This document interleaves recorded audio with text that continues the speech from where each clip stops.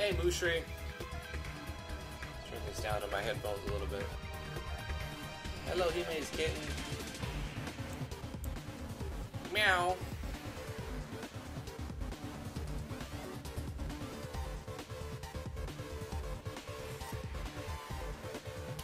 Marco de Cac. What a fantastic name.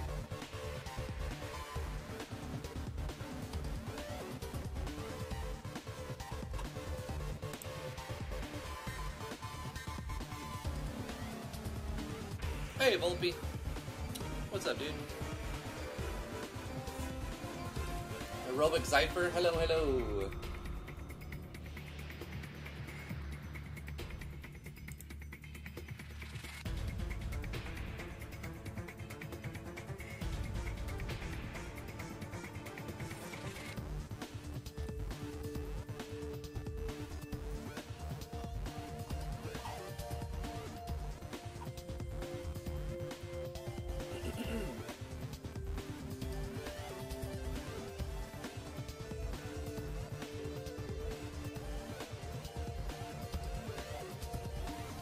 We're gonna get started in a minute.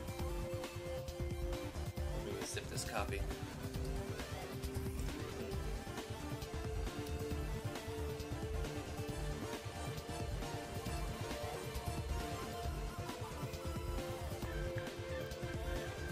Listen to a Gradius soundtrack. Hey, baby. Bye-bye. What's up, Royal? 7th, 80. You made it. You made it.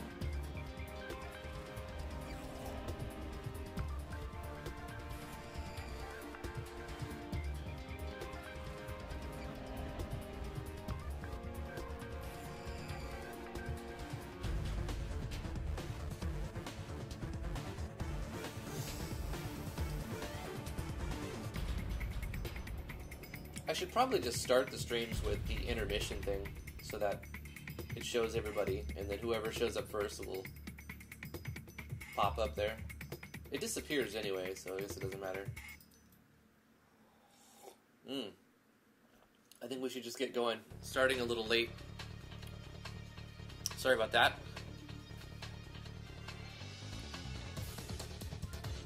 I woke up and went straight to working on RPG Maker MV, and as you guys know, a lot of you, I have a Discord, link is in the description below, and started reading some optimization updates, and Irina has been posting some updates, so I threw out the problem I was having,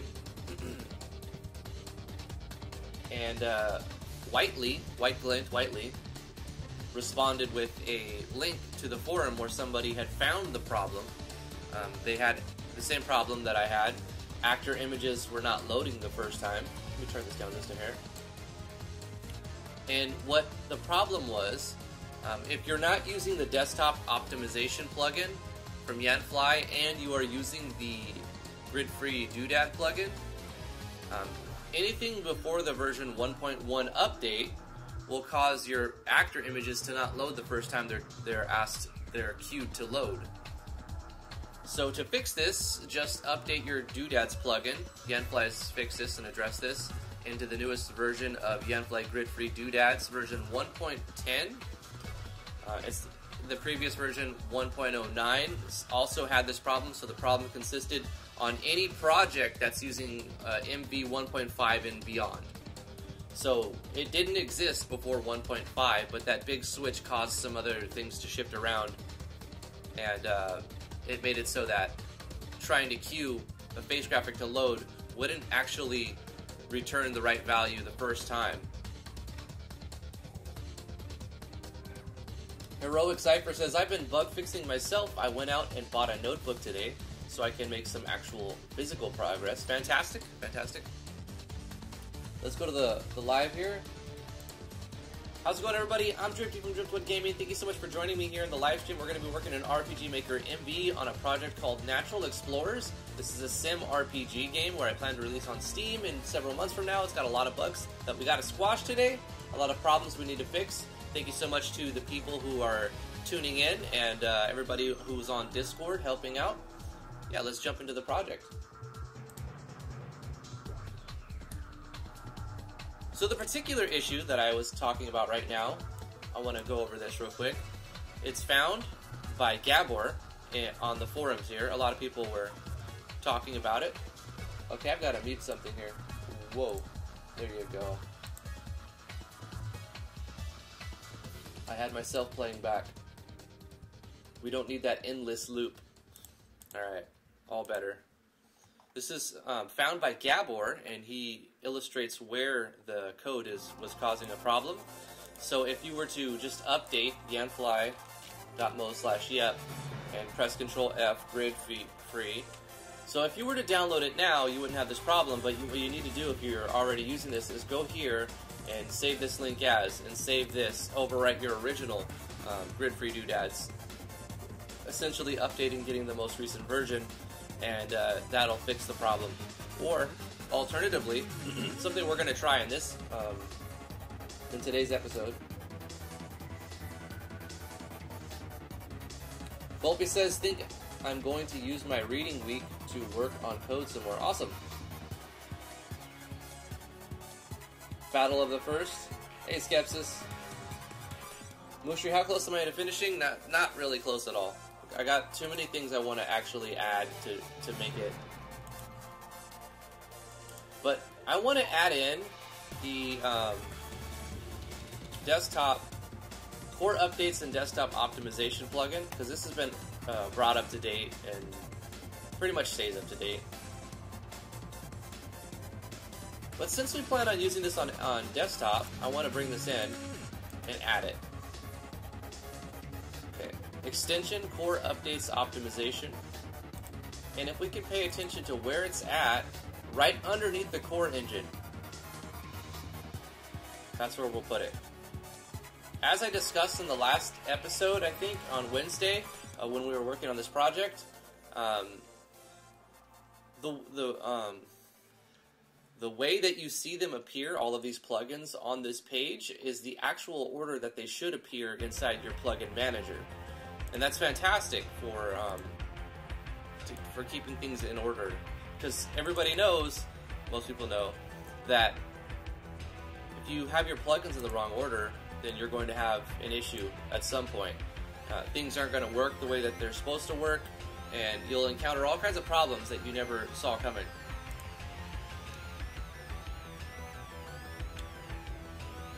Awesome. Essentially, this is plug and play. You just put it in and make sure it's in the right spot. It even goes over the instructions on how to back up your project and the steps you need to take to get your project up to date, which is great. So let's take this and put it where it needs to go. We spent a large portion of last Wednesday getting this in order, getting our plugin manager the way that it needs to be, etc. Updating our plugins, removing duplicates, adding spacers so that it looks nicer.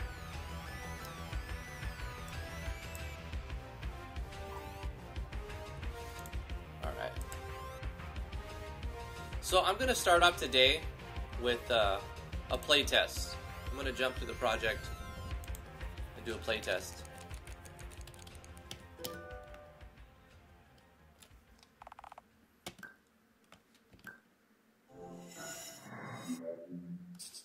I also, at some point, want to take a look at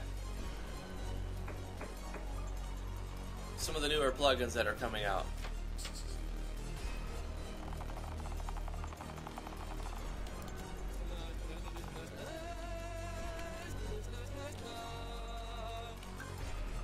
Alright, those faces are loading the first time. I love it. It's so cool. Finally.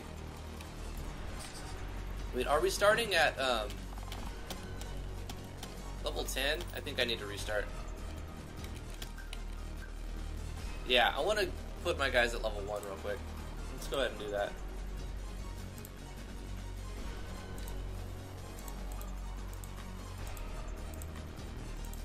I've made a lot of changes, optimization changes, and experience parameter changes. I also went through my enemies and added specific like resistances and weaknesses to most of them. So let's see, I missed the haunting memory. Let's go ahead and update that as well. I gave them all different elemental rates. So the haunting memory will make it take less emotional damage, but extra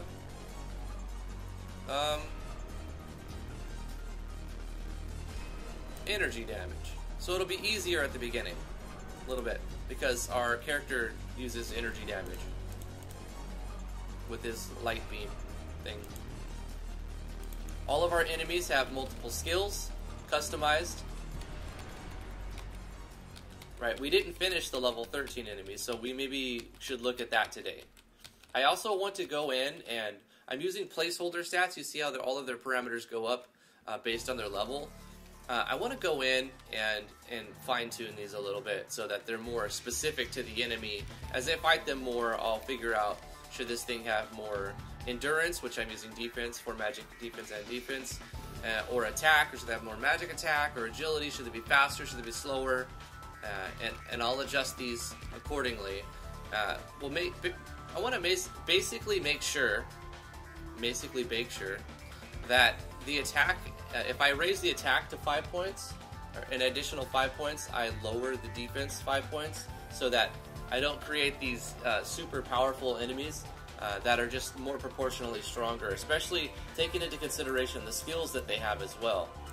So I haven't adjusted the parameters as much as I plan on doing yet, but we're adding things like element rates. We'll add state rates at some point too to all the enemies and further customize them.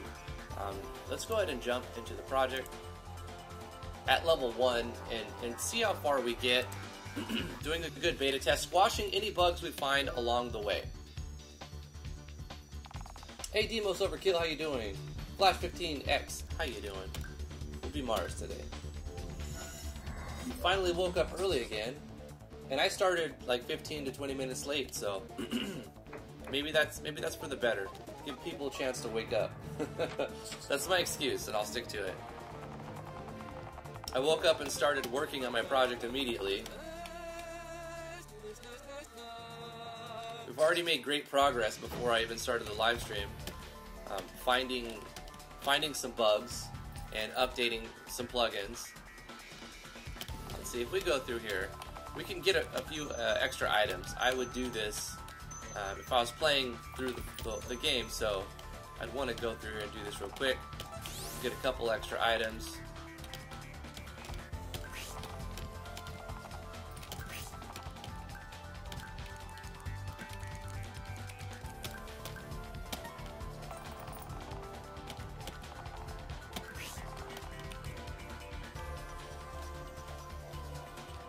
All of these are interactable. You can get tips and hints on how to play the game right here, and then you get some trophiness in here. The monsters are becoming more increasing as late, of course. This is going to be updated over time, this little map right here. So this map is brought to you by Royal Crown Code, but prefers to be called Royal. I saw a cool plugin released over the weekend. I don't know how many days ago, it was a little while ago. A macro plugin. So that's pretty cool. The best source that I have now for like finding out about new plugins is the Discord. I love that we have a really awesome Discord group of people. We broke 300 again. So we had 304 people online the other day. I'm sure it goes up to that point a lot. I just don't check it as often as I should. But yeah, I'm really happy. You guys are killing it.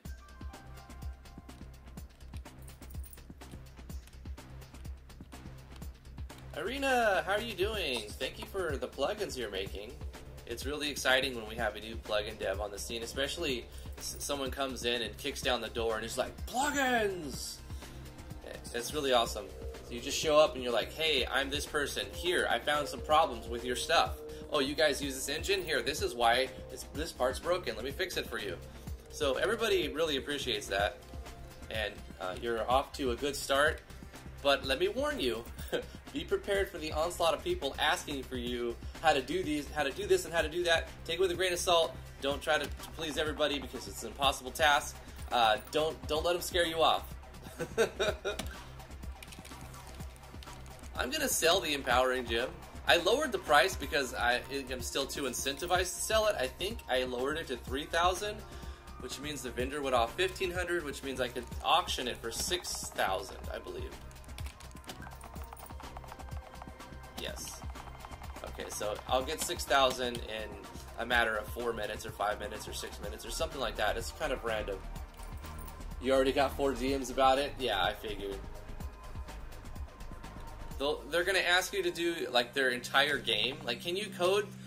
But not only that, they'll ask you to put it in a form that's not a plugin and also the same thing that's in a plugin and other unreasonable requests.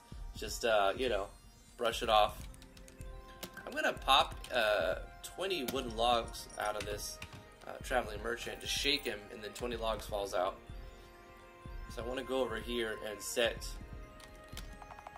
It's a sushi bar. I don't have the stone for that, but the traveling merchant sells random stuff. Since he was selling wooden logs and I knew I needed 20 to start the chef, I'm going to go ahead and buy the chef first. That'll be the first thing I purchase. I will also need some hay and to get the farm going. So if the traveling merchant, which sells different stuff every 60 seconds, happens to sell some meat, I'll buy some meat from him. He's selling stone now, but we don't have enough money to get all of that going, because I also have to buy the farms. So right off the bat, I'm going to...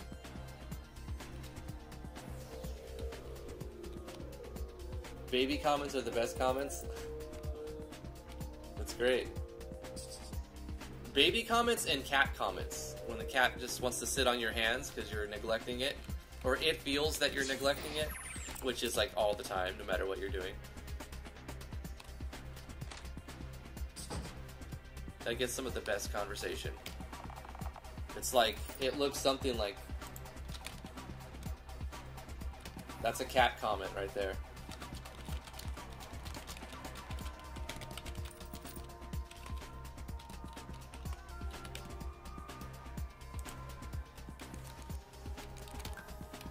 So we need to buy some hay.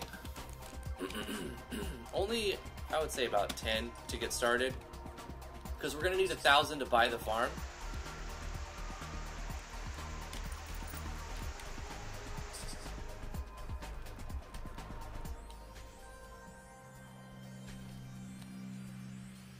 This is going to bring in some extra food. When your character starves...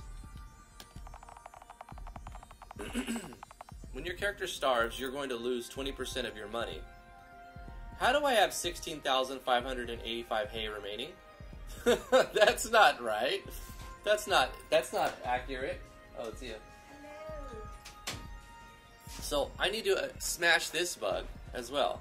16,585 hay remaining. This is calling another variable that's not supposed to be called. So let's look at this event real quick. Actually, I want to pause my game because I am beta testing and I don't want to starve right there yet. So, that's on the world map. Whoa, whoa, whoa, whoa, whoa, bro. Whoa. There we go. We hold Alt for that. Alright.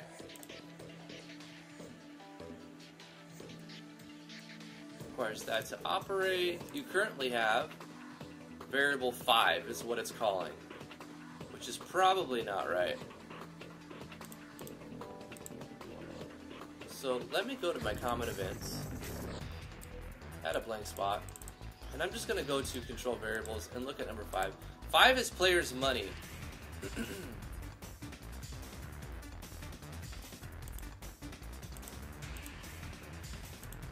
so it's showing me but that's not even right.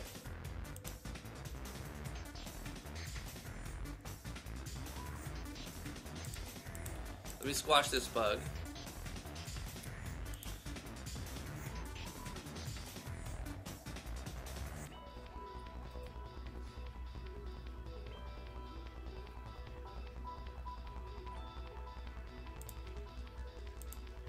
Ah, here we go. It's showing the number of frames that have passed in the game with variable 1.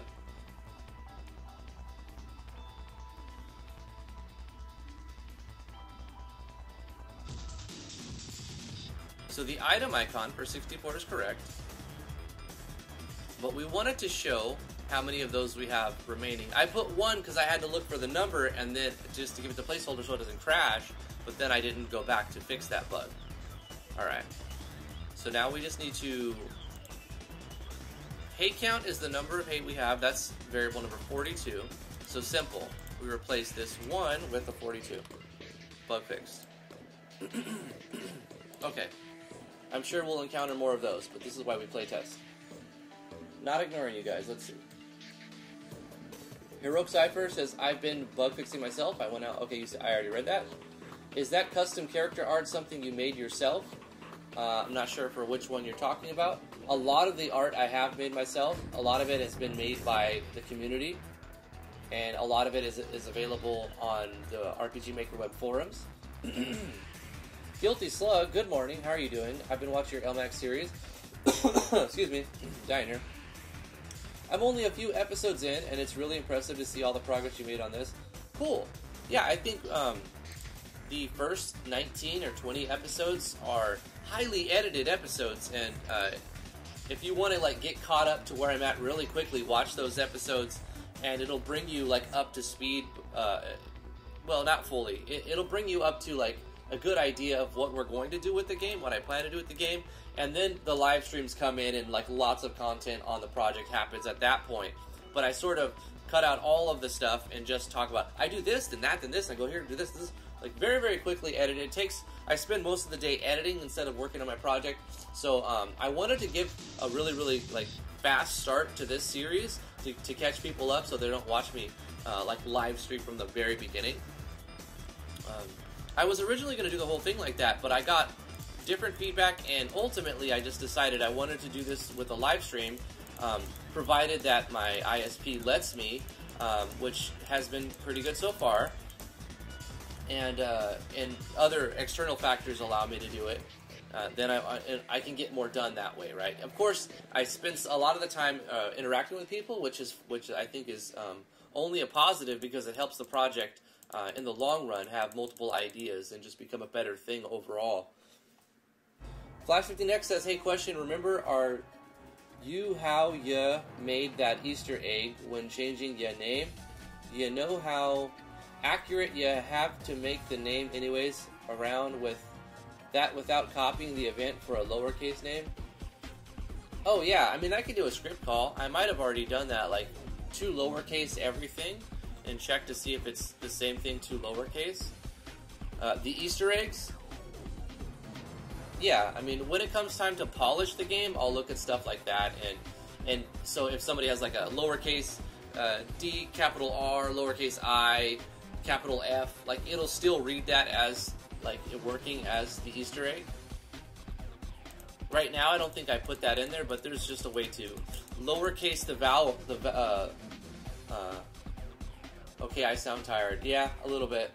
There's a way to lowercase everything and store that into the variable, and then check that. So it doesn't matter if how they capitalize it. Just two lowercase. It's a simple function. Oh, I want to show off Irina's page because Yanfly popped on to talk about the issue I was having. Thank you for lurking and hopping on. Appreciate that. I like how Irina put it. Yan, bro.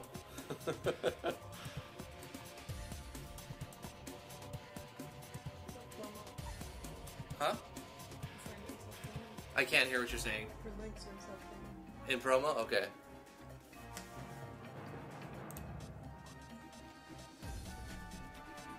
Yeah, let's look at this page real quick. New plugin developer on the scene, guys. We're gonna put that in there real quick. Check out these plugins. I'm going to get them right now, and at least this one.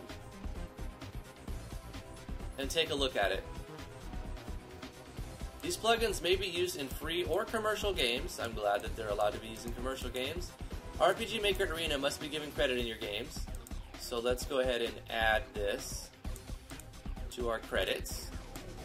Copy this. We're going to go back to the project, go to game, open folder, go to my credits.txt. I highly recommend you guys do the same thing and set up a credits text file.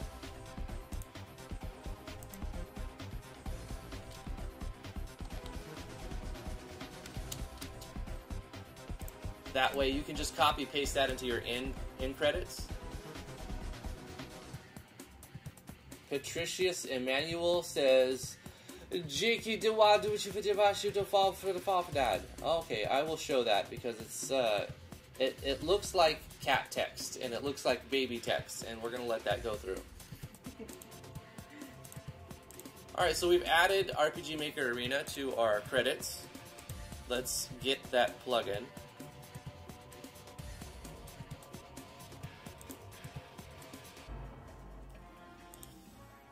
Fixed menu backgrounds not appearing. If skip unnecessary snapshots enabled. Fixed animation blend modes from not appearing. More information.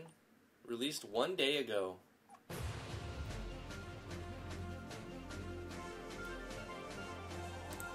I'm not sure where to put it. I haven't set up my payment information on this yet, so I don't want to do that right now on the live stream. But I really appreciate this arena. I hope a lot of people do throw you some dollars for this. In the future, I imagine you will get money for this if you start charging. I like Olivia's approach. She came in here strong and hard. She's like, boom, I know what I'm doing, and all this stuff. She showed her prowess, and then she's like, okay, I'm still gonna do things every now and then, but I need to get paid for my time. So I have no problem with you doing that as well. If at some point you've put out some stuff for free and you're like, okay, I got to pay my bills. Everybody's got to understand that, and if they don't, then they're obviously they don't know what the hell they're talking about. So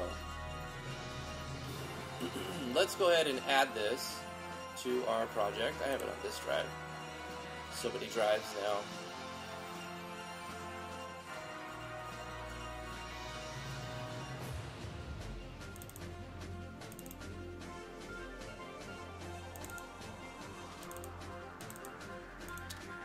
Alright, we got it. Performance upgrade.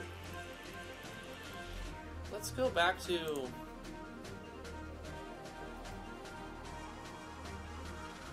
the tool page, yeah.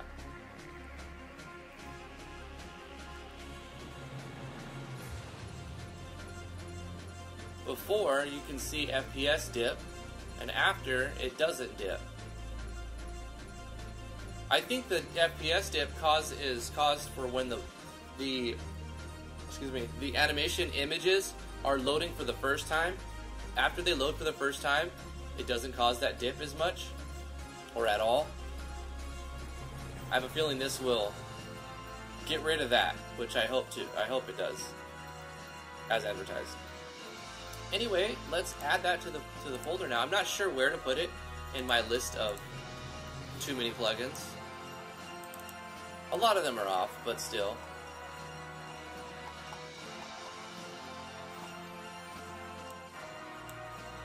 Performance upgrade. This is a plugin of mostly performance upgrade shifts away from the usage of bitmap function to WebGL and Pixie for better performance. Results may vary from computer to computer as Pixie alternatives depend highly on the PC's GPU. For those that this does affect, expect less lag spikes from many things like hue changes for enemies and animations, entering the main menu, or constant pixel grabs from the Windows skin. I wonder how it affects creating a new child sprite bitmap. Animation hue. Animations with hue changes will cause lag spikes up initial loading. Yeah, so it says up initial loading, so it may be a typo. This will fix that by utilizing a Pixie filter to rotate the hues instead. Results may vary depending on WebGL support. Blur menu background. Entering the menu causes lag because it requires taking a snapshot of the current map screen using the bitmap blur. Ah, right. The bitmap blur effect will consume immense amounts of processing power depending on how large your game's resolution is. Turning this on will divert that to a filter instead. The first few times you open, there will still be some lag due to loading the assets, right? But after that, this won't happen anymore. I'm going to leave everything true. I'm going to leave it at their default value, and then we'll see what we need to manipulate after we go through. I just want to get an idea of what is actually going to be changing so I can pay attention to it. Caching text colors. Grabbing text colors makes the game open and close the window skin file to do a pixel information grab every single time. The pixel information grab will only occur once per color, and after that, it will be cached from that point onward. Okay. Enemy hue. Enemies with hue changes will cause lag spikes depending on how large the enemy bitmap is. A pixie filter is applied to the enemy to reduce the lag spikes. Results may vary, blah, blah, blah. Pixie container flush. This will remove textures from sprite children whenever they're removed to properly flush them from memory and giving the game more room. Okay, so because of the pixie container flush, whenever we create a new child of a bitmap, it will just automatically flush that out, so you don't have to go to like the menu or transfer to another scene map to clear that. So if this is used in tandem with the script call or plugin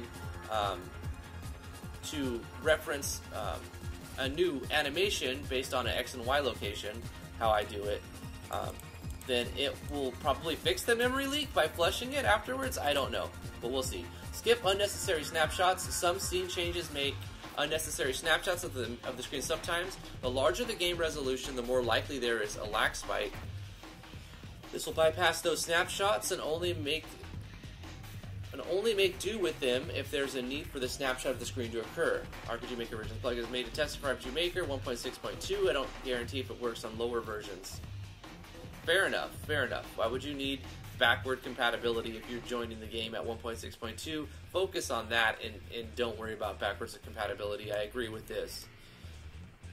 These plugins may be used in free or commercial games, because at some point you're going to have too many plugins that you have to worry about backwards compatibility, and it just won't be backwards compatible due to other things. And so you're wasting your time trying to go backwards compatible unless you came in from the beginning and you have the code already for each version. Free for commercial games. Thank you, Arena. You're not allowed to edit the code. Do not change the file names. Do not, etc., etc. Like, make sure that you don't cannibalize this and claim it to be your own. Basically, don't be a dick, and then you can use it for free. So, Arena performance upgrade. I'm not sure where to put it. I'm thinking about leaving it at the bottom, just so that it's the last thing that happens. Not ignoring you guys. I was just doing a lot of readings. Guilty Slug, good morning. I've been watching. Oh, okay, wait. Ren Phoenix, how you doing, Ren? I finally have a decent rewrite of my project. How's everyone doing? Says Ren. Mike Kima says, I'm actually working on my master document right now, adding my credits in. I got so far with making my game prototype and then got behind on my notes. Arena joins in. Huzzah!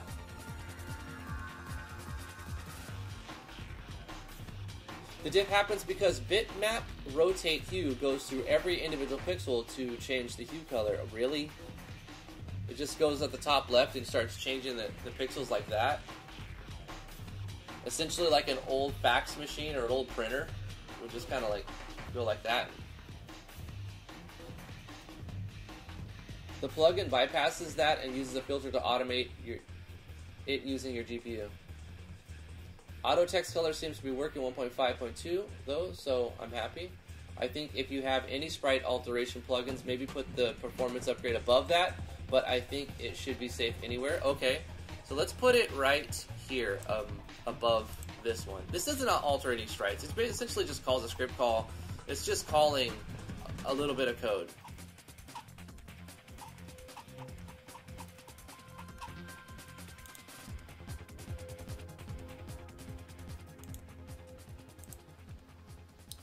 Okay, we're already running the game, but we put in a new plugin, so we're going to restart. RIP. We fixed a bug, though. That's fantastic. We're smashing bugs today. Very happy with today. Should have been Toaster, but it's fine.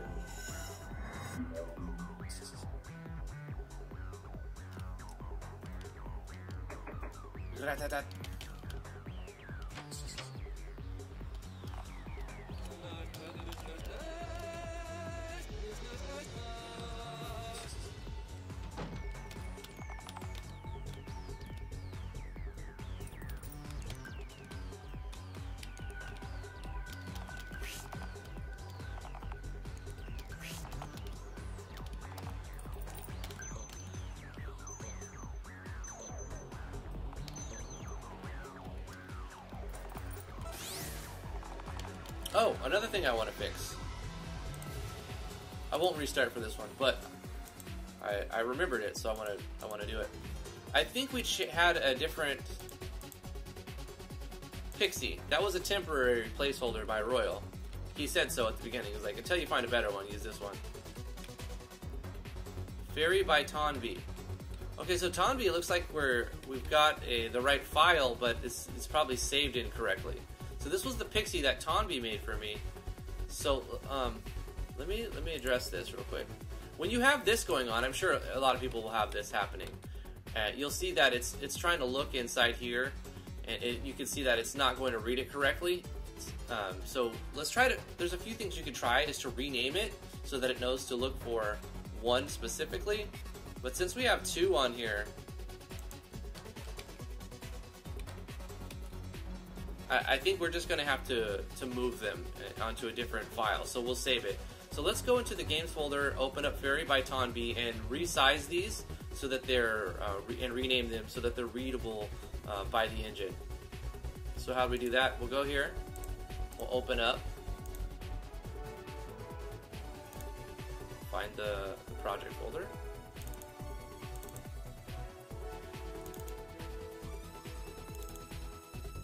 This is in characters. Fairy by Tonby. Thank you for the artwork, Tonby. Appreciate it. Cute little sprites. What is our file size here? So I'm going to go to image size. See, we're using 288 by 288, and we're actually using 48 by 72. So if we're going to have, let's load up a calculator. If we're going to have, we'll put these on two separate ones. If we're going to have 48 by times 3, then we want the width to be 144. So we'll create a new document. Cancel this.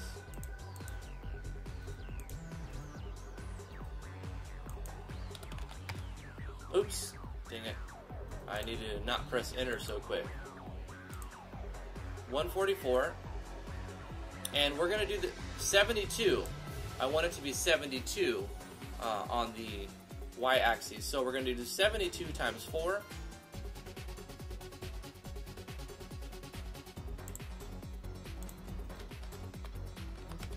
$288.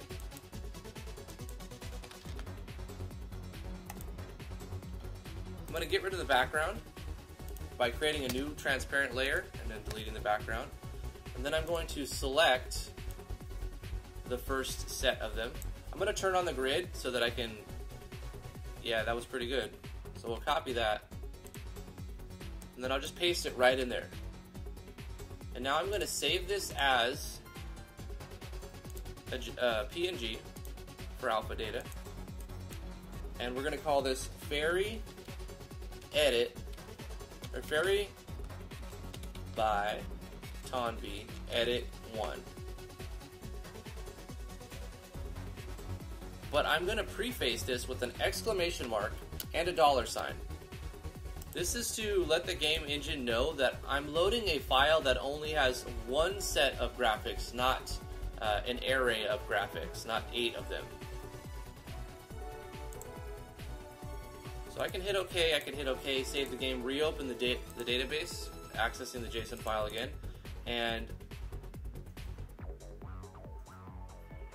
it should be in there.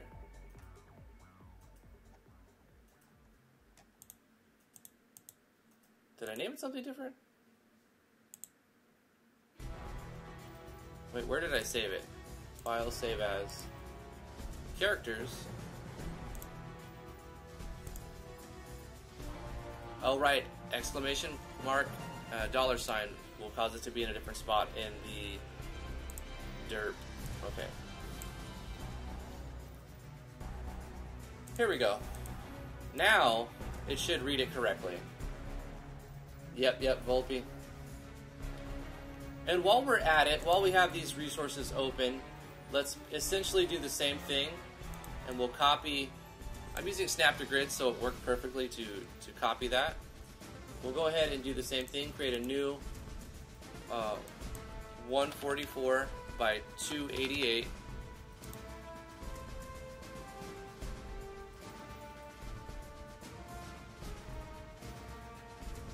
Hold on. Wait, what did I mess up?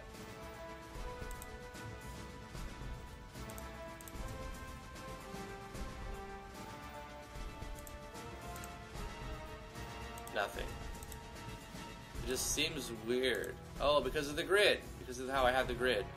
I'm not going to worry about the grid right now. I already know it's set up fine. So, create a new layer.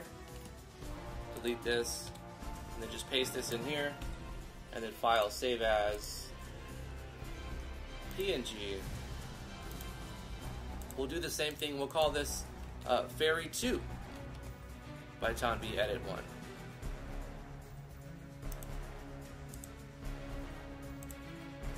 And so if we wanted to use that one, we have two versions of we're going to use this for Jinx.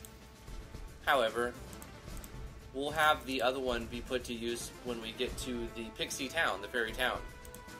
Alright, boom. Might as well restart just to see it. We're going to restart a lot. We're going to fix bugs and stuff.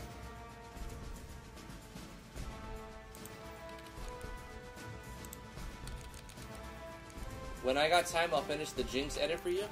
What Jinx edit? Which one? Shoon Spoon, hello, how are you? Let's be Toaster. Mech Battle Toaster.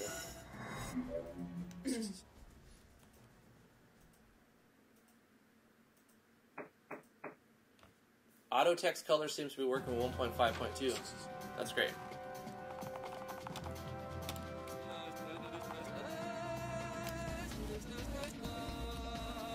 Hey, that looks so cute. Fantastic. Look at little Jinxie. Look at her go. How adorable. Let's play some piano.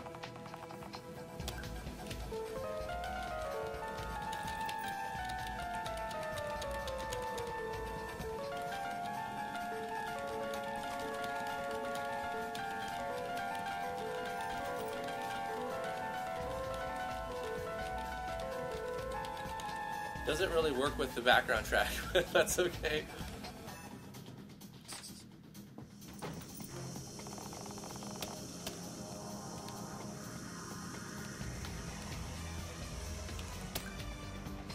Essentially skip the tutorial.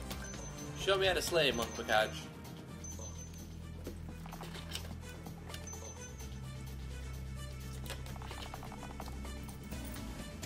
You made it yourself. I'm not even going to ask how you made it yourself.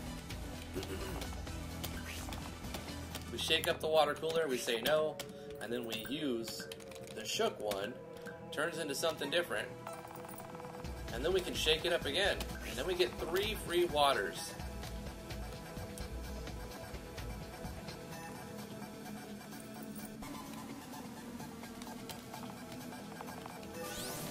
La-di-da, get our empowering gem.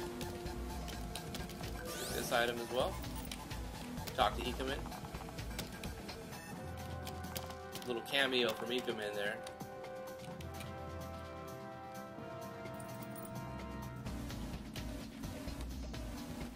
The end of that tutorial event with the bear just changed the character image for Jinx. Ah, you're right. You're right. So there's a lot of events I have to update. Oh yeah, I put the save core in, and I'm using autosave now. So I guess file 7 is our autosave? No.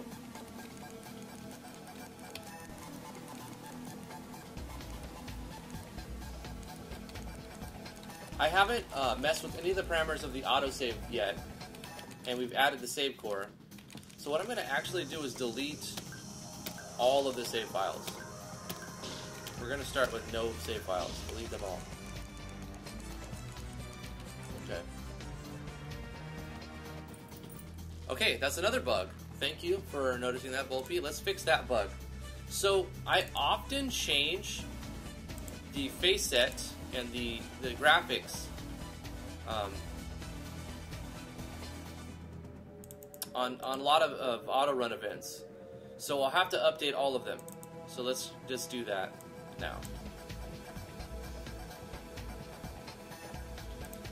So we're going to use this one.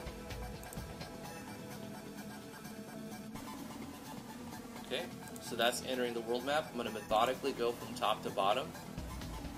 village building system. I also addressed that here.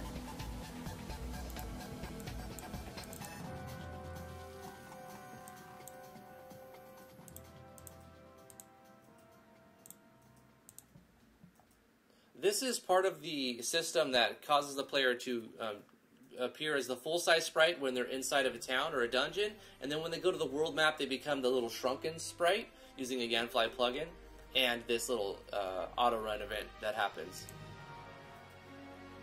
I think I don't do that in here because in order to get in here, you have to come from the town, which does that.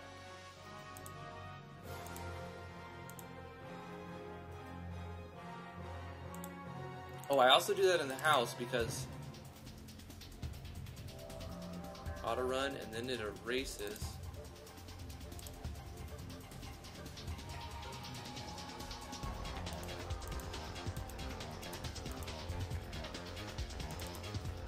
Why did I put this here? Oh, I remember. Wait, no, hold up. First time it doesn't seem necessary, and then it fade. This is an additional fade in case I get a transfer event that doesn't do the fade in after the transfer event.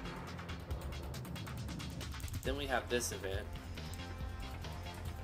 which is only going to happen once. What about the player dies on the world map, which isn't possible yet, but at some point the player may die on the world map and then have to be teleported back to their house. I'll deal with that bridge. I'll cross that bridge when I get to it, but I may need to add the changing images, actor images, auto run erase event, not switch page, on right here as well. Oops. Floating castle. I don't think that addresses it yet, but coming from the world map, I will have a small sprite, and then getting to on the world map, or on the floating continent, I'll have a sprite cranberry. Got him. I know, old memes. No, I'll have to make the sprite bigger here. So I don't know if I've addressed that here yet. Is this the old one? This is the defunct one, huh? Yeah, it's not even this one. It's this one. Nope, this one. This is the new one, right? This is the map that is new.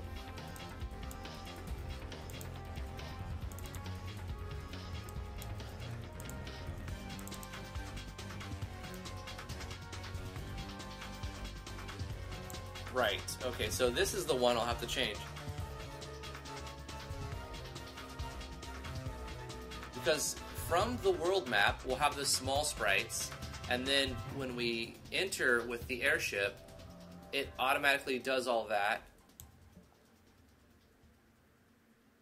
I gotta test it now, because I don't remember. Let's go to the world map, and we're gonna bypass the skippings, we're going to bypass stuff, so not everything's going to work right, but I'll be able to test the character sprite. So I have to change my starting party position, which is fine, and change my starting party as well. So we're going to start with Edmund, and we're going to start right there, and we'll be full-size Edmund, and then when we go in here,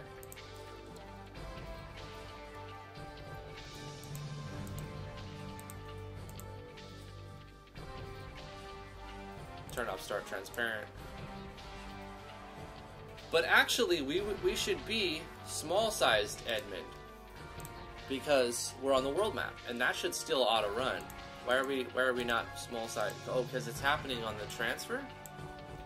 Is it happening on the transfer? It's happening auto-run if actor...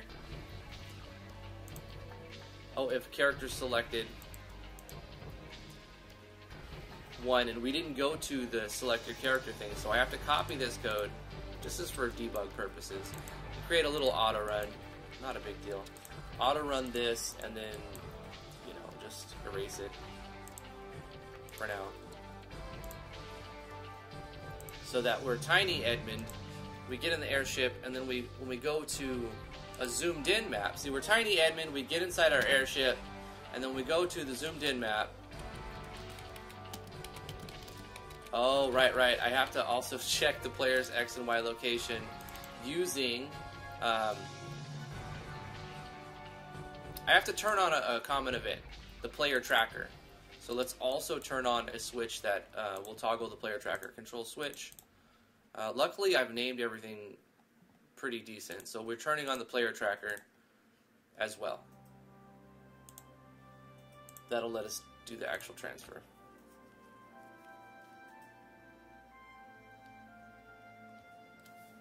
Asa says, hi Drift. Is see your character don't walk so fast. You have plugin about speed or some like that? I'm assuming that you're... Right, okay, so now you can see we still have little Edmund, which should be big Edmund. So let's fix that real quick in this event. Transfer the player to the staging, and I could do that here, but more, I think it'd be better if we change it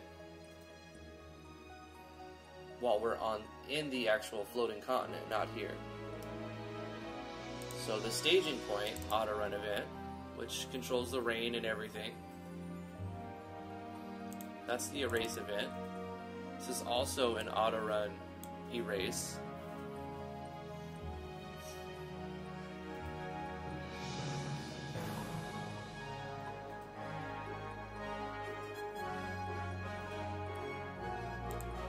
If the airship is on... Oh, I know what to do. We'll copy the other code, because I don't need to redesign it. I already designed it, just reuse it where I put it. Or in another spot. Where's it at? Dang it. World map. Go here. Grab this code. This little section right here. Change actor images for Jinx as well.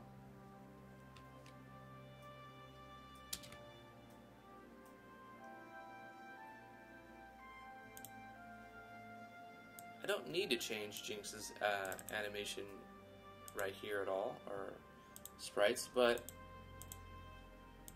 I don't know. Consistency, I guess.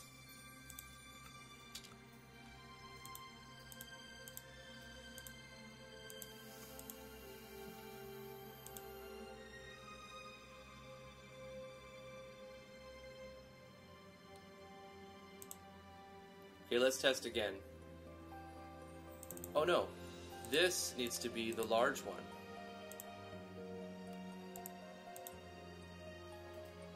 Character needs to be this one. Character needs to be this one.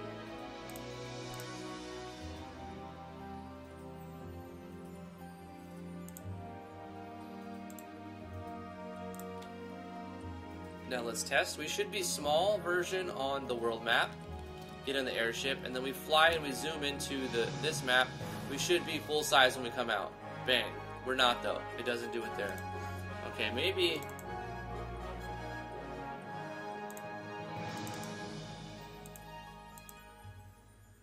Also, the same thing that's happening, we're not changing the character selected yet because we're skipping the intro, right?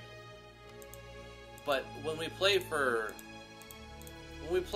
it, we should be able to do that. I know how to test it without actually, because I mean, I could just remove the conditional and then test it to see if it works, and then put the code back as the conditional, but then we still haven't tested it the way we've changed it. And the only way to do that is to either control those variables or go through the startup of the game. So what I'll do for now, since I'm pretty sure that's going to work, I still want to test it. On the world map, we'll put the airship over here. Actually, we'll just put it right here because, you know, why not? We're not going to leave it there for long. Hi YOLO, hi YOLO, hi YOLO, hi YOLO, hi, says Proud Rebel.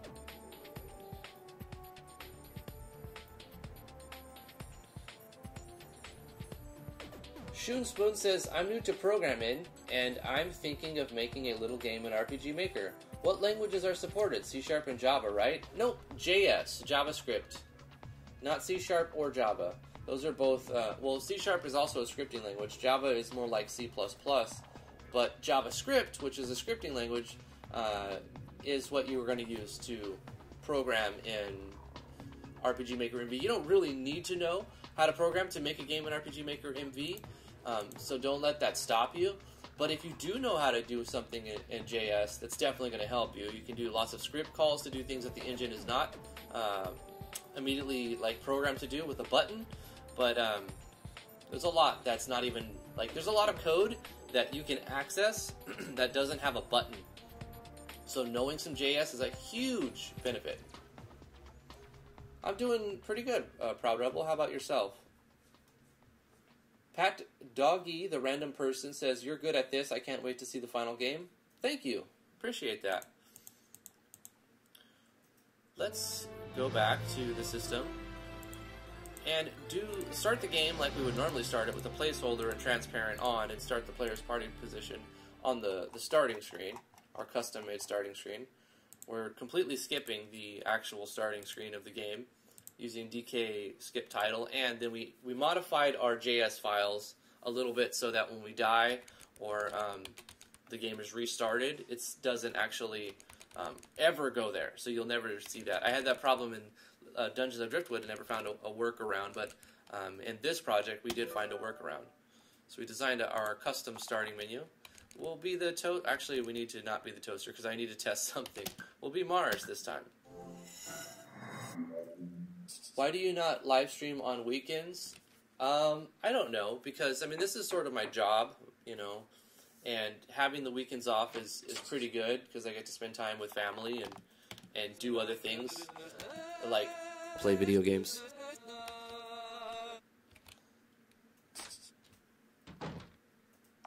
I'm a longtime video game addict, and I struggle with these things.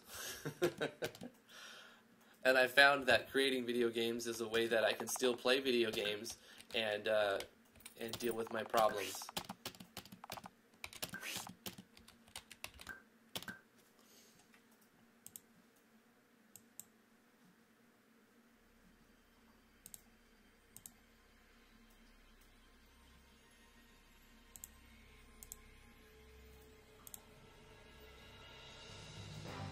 There we go. Got that music restarted. Let's shake this water up. A little Easter egg thing from the mind of Mushri, and as well as the face graphic right here for Jinx. This is also from Mushri.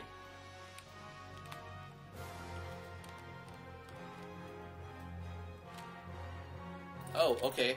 So I was fixing bugs, right?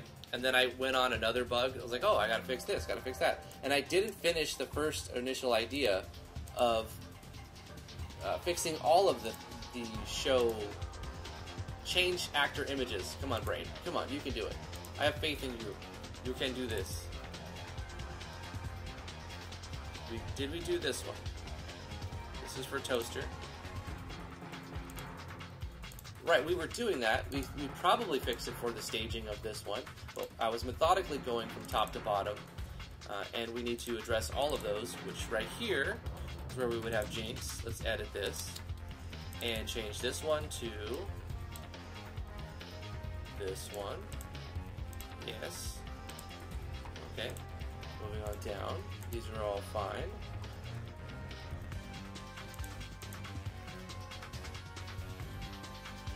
What other maps interact with the world map? Probably the graveyard.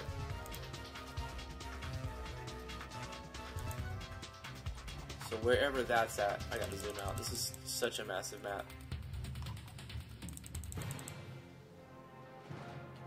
This is like a Legend of Zelda map right here. Huge. Yes, we had one here. Let's adjust this one as well. There we go.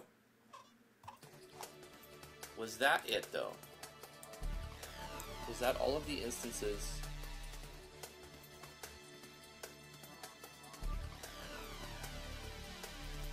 Tutorial classroom? Yes, the tutorial. we have that. Here we go. This is the last one.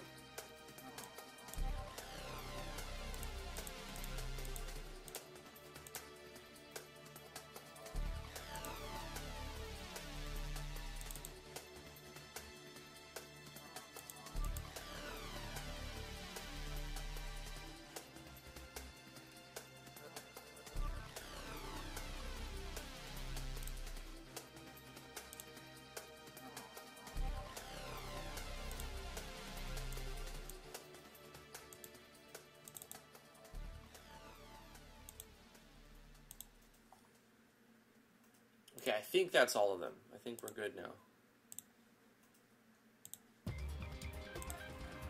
We're going to be able to test them all now.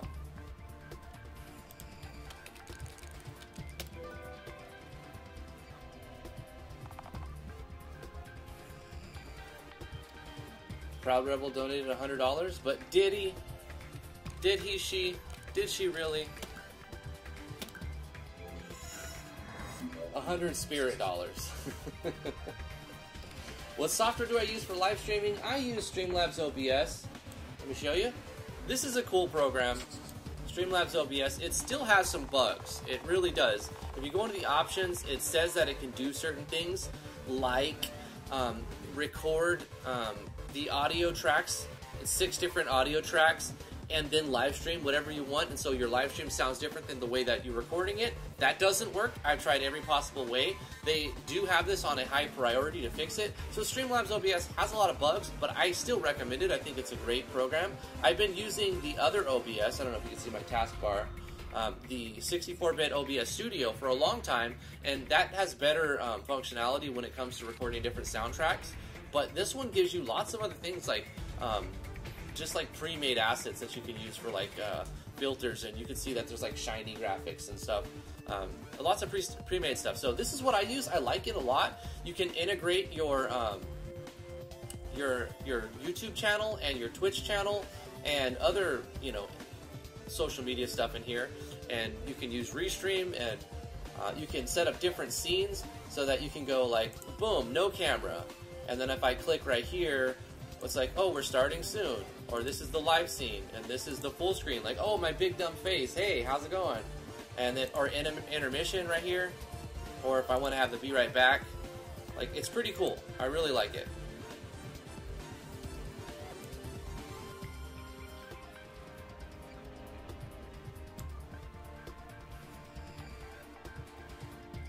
Can we live stream without a webcam? Absolutely, Proud Rebel.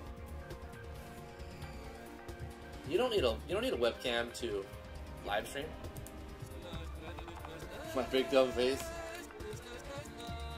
Hey, it's little Jinxie, and she's actually on a higher layer, so it looks like she's flying above me, kind of.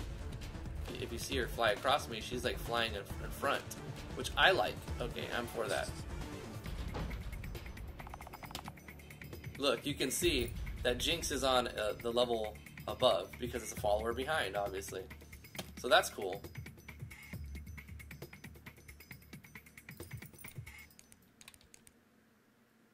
Let's just walk around, get our stuffs.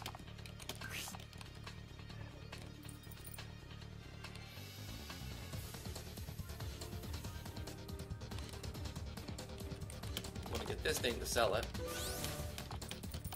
Actually, I'm going to use it.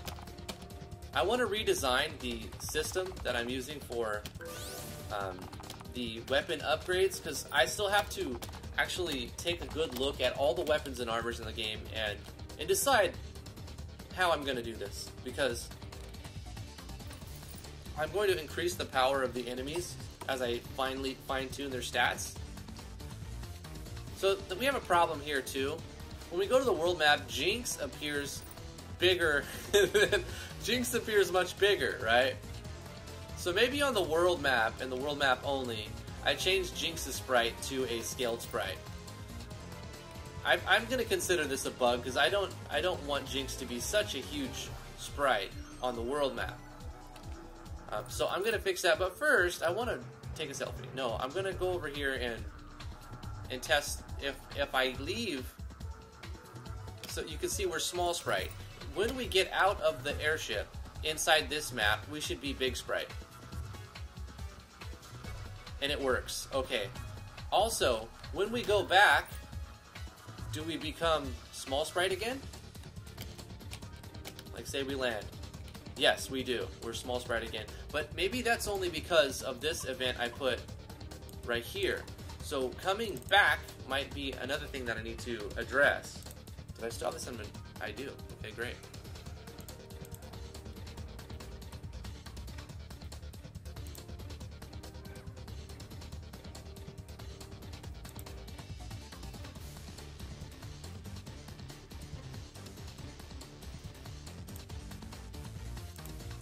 So what I need to do is copy the Fairy by Tonby edit right here and make a scaled version of that as well. So, and then edit the world map one.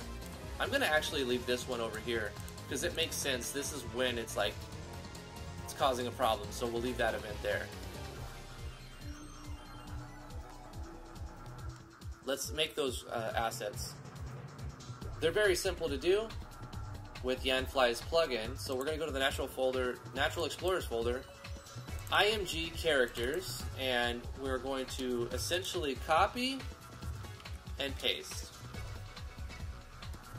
And now with the copy, we're going to hit F2 and rename. The end of it, we're going to put a bracket like we're going to put an array, and we're going to put in the dimensions we want it to have. And what do we want for its dimensions? We want to minimize it the same way that we're minimizing the other sprites so they look consistent. It'll actually be extremely small. However, it will match.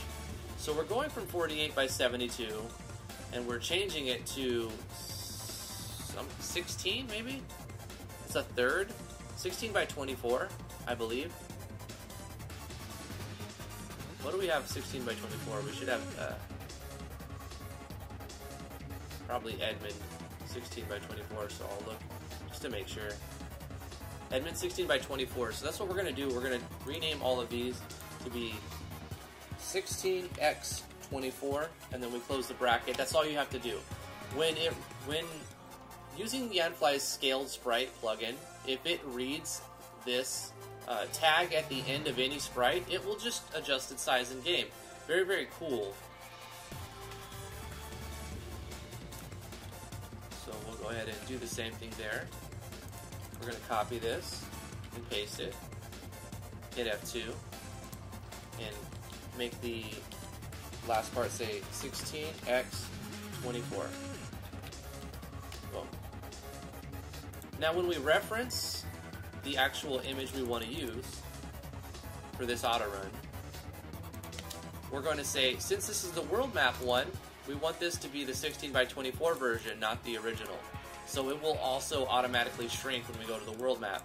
But I have it go here as well, which now that I have it on an auto run, that's not the weather. Wait, this happens? Erase event.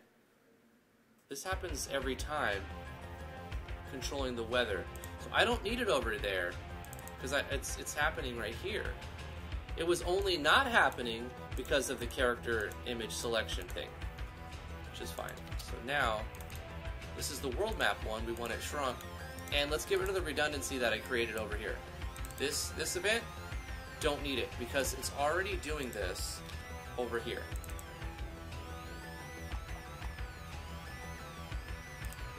Alright, we fixed another bug, hopefully. Let's test it out.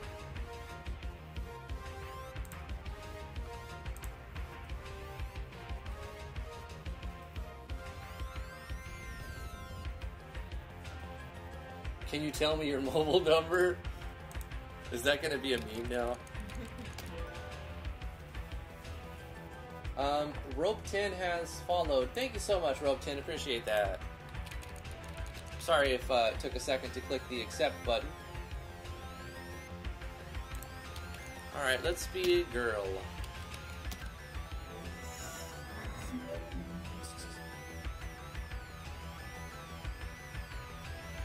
YouTube Flash 15X, thanks for tuning in.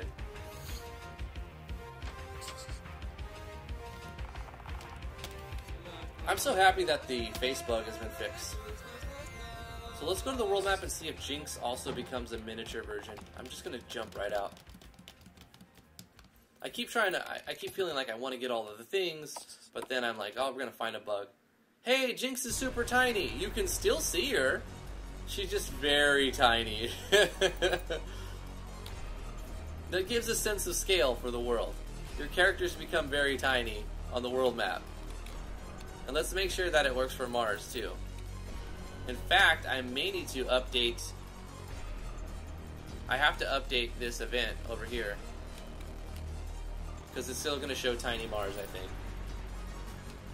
No, I copy-paste the whole thing, so it works right. And let's test if we leave. And we go down. Tiny. We fixed it. Alright, so we've got the scaling fixed. I love it. That's great.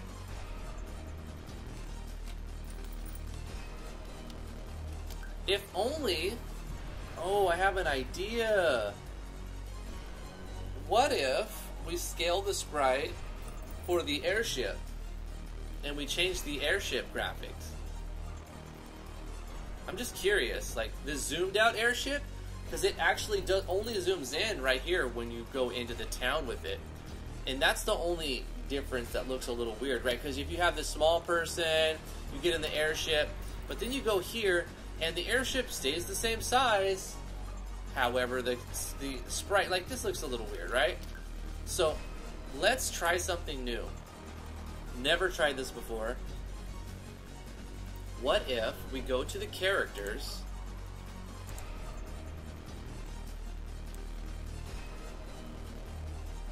and we go to the vehicles? Right? Don't we have the vehicles in the characters? Vehicle. 48 by 72. It looks like I tried that before. Apparently I have tried this. Maybe it didn't work. But I'm going to try something different. I'm going to copy this, paste the vehicle, and F2, vehicle, and I'm going to call this one, I'm going to make it 4 times as big. So 48 times 4, 192, and then 72 times 4. Oh, it's actually 48 by 48, isn't it? They're both 48 because these haven't been stretched. I tried to, so I'm just gonna rename this one to vehicle 192 by 192. No idea how it's gonna look or how it's gonna be placed. It could be very weird, very weird. So if I just change, probably on the other map, if I just change the vehicle image, I would have to change it before or right at the top. Right at the top. This auto runs. We'll also have to change it back at some point. So if airship is on,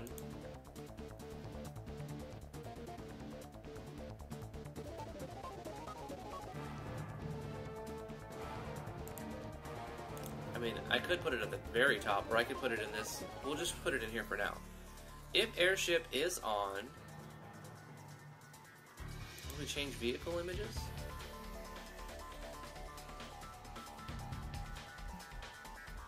Change vehicle image, yeah. Airship. From this one to the 192, 192. Let's see if it scales this sprite. Right? But I also want to copy this. And when we go back to the world map, in fact, after the move event, after our move event, nope, not here, come on, clickies. After this move event, after we turn the switch off, before we erase this event, let's change the airship back to this vehicle one.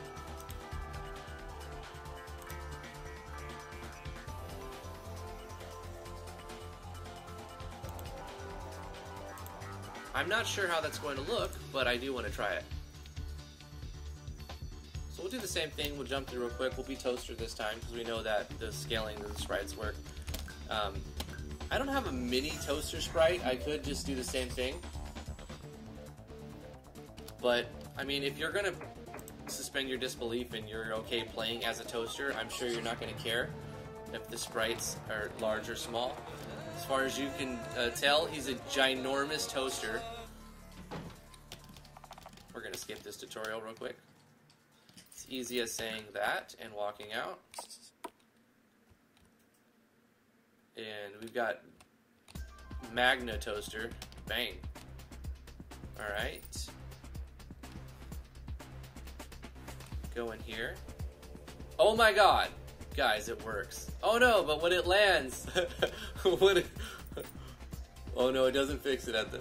It only works for a section, but look at it. Isn't that awesome? How come it doesn't stay the same? When the vehicle lands, the image... The image goes back down to one sprite. That's not what I wanted. I wanted it to stay this large as we land, because it just looks, now it looks more weird, right? Because you'll be like, oh yeah, it's supposed to look bigger.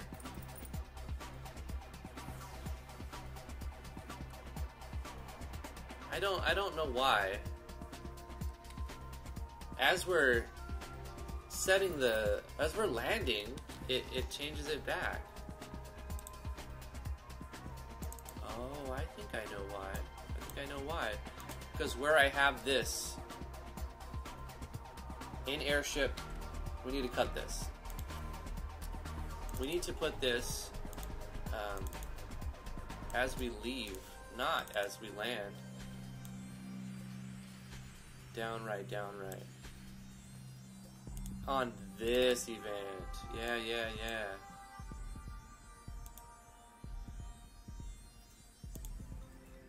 Right before the transfer.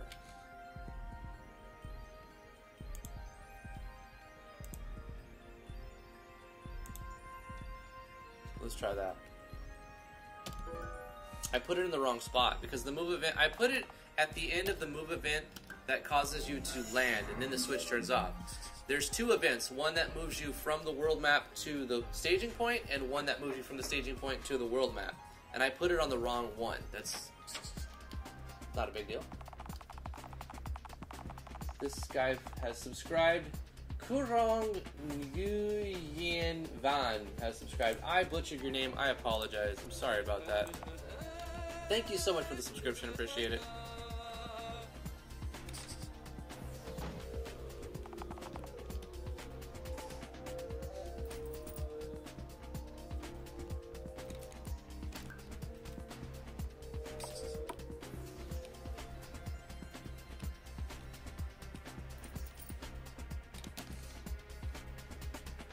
Alright. Let's see if it works now.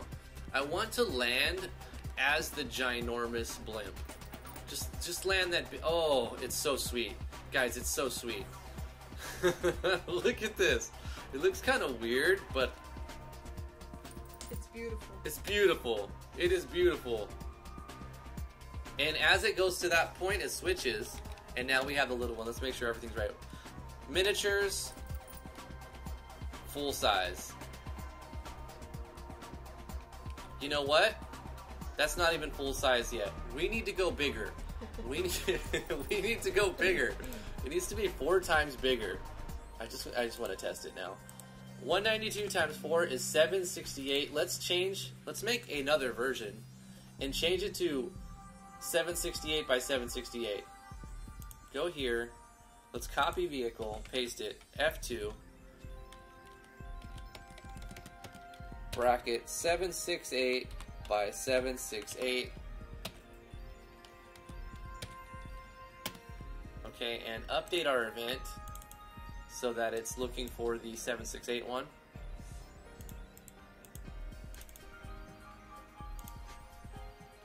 This one. And also on the world map, right? This one we're doing it. No, we're making it larger and then making it smaller on the exit. So it's on the staging point. One at the top of one of the events, right here, and the other at the bottom of the exit event. I have to test this. An upgradable airship? I love that idea. Do what Final Fantasy III did, create a bunch of airships with different functionalities. I could do that. I don't know. Well, maybe. I mean, the idea is to get the boat first, and then once you've upgraded, once you get the boat, you sell to another island, and then you get more money and higher quality lumber, and you make the ship that lets you sail around. And at some point, you're going to sail to a place that has a, like Sid, right? Your airship maker. Walk around. Okay, we're done there. And then the airship maker will give you different schematics, and maybe you have to unlock the schematics. Airship battles? I mean, it's not undoable. I mean, it's not, like, unachievable. We could do some sort of airship battles. Oh my god. Wow. Maybe too big. Guys, we need to make it bigger. It needs to be bigger. The sad shrimps. Okay. It looks like we're having... It causes a layering issue. It's technically right here. It's technically on this spot. So, it should be in front of all of this stuff. But the tops of these trees are on the layer, the B layer, I think? Or C layer. I think layer C. So they appear above stuff that's placed down like that. So unfortunately, I have to go back to the smaller one. Right, but how big can I make it? Obviously, this is way too big. This is way too big. But what if I just bring it down some? I'd have to modify it a bit. And plus, it looks very pixelated and kind of awful, right? Guys, we should just leave it like that.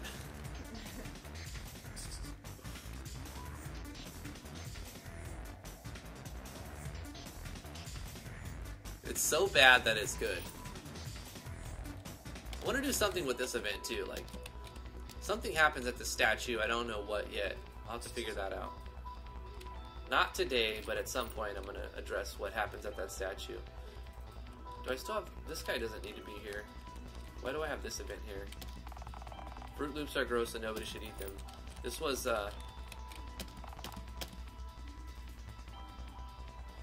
if we look at that event, you'll be surprised to see that it's just showing 3 variables that's storing data in those variables using something I saw on Yanfly's devlog. Where's my Fruit Loops? So this is something like hard coding plug-in like mechanics into your game by running a script call and just adding your own properties to game system.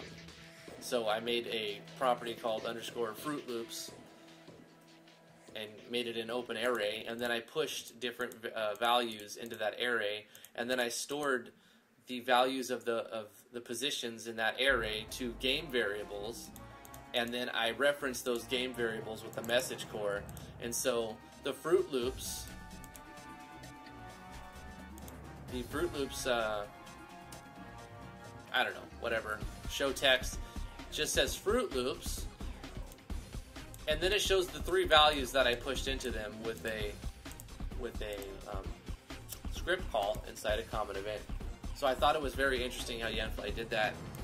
He obviously did something that made more sense and was more practical than this, but this was just to put it to exercise that sort of thing, creating your own thing, creating your own arrays and your own properties of game system or whatever other object game object class that you want to use. So I leave that there to remind me that I can do stuff like this if I'm ever creative enough to do that. But I need to get rid of this event because he doesn't really need to be there. It's more of a... we'll put that on the test map thingy. I have a few test maps. Am I using map 1? I'll just put it on map 1. Yeah, it should, but it's not even supposed to be there. It was just a jokey thing. Another one that I still have in the world, right here, this guy. I was trying to make step counters and add my own. I was trying to do something similar. But the problem with this, I think, is that I was using a var. And instead of doing it this way, I should just go like gameparties._steps, create a new property of gameparty, and set it equal to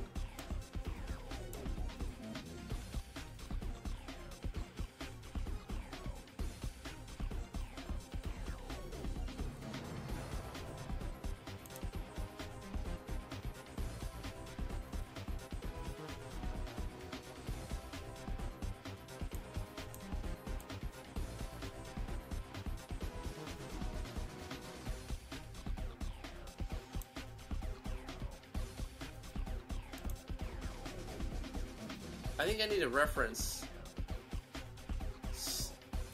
Steps is already a thing, so I don't want to redefine that. But what I would do, I don't know. I don't really care at this point, because I'm no longer trying to do this multiple step counter. But if I wanted to recreate it, I would use it in a common event, and then call the common event. So for now, what I'm going to do is just cut this guy, and put him over here. Doing some cleanup, some bug fixing, and removing events that aren't supposed to be there. We still have this big issue of having a ginormous airship. So what is the happy medium? Maybe we just kind of double 192. 192 times 2. Let's try the middle ground, 384. I went from 192 that looked great, but it was too small, and then to like 768, which is just too big because of the layering on the map. And it just looks super pixelated. It's still going to be pixelated and maybe too big at 384, but I want to try it. We don't know until we try it. So let's copy vehicle again. Luckily, it's only like 36 KB added to the file size of your game for having these different versions. And we'll call this 368 by 368. We'll not only call it that, but we'll give it that property so that it's larger. 16 times original size, right? 48 by 48? No. Not 16. 8 times original size. 1, 2, 3, 4. And then times 2, 8 times. 8x original size. And now let's update the reference for those. Say, I want you to use 8x original size here and go.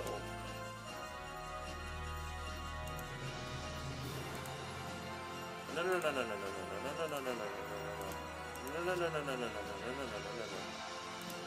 Go from here back to original size at the end, right? This is disembark. Move up, left, yes, and then change the vehicle back.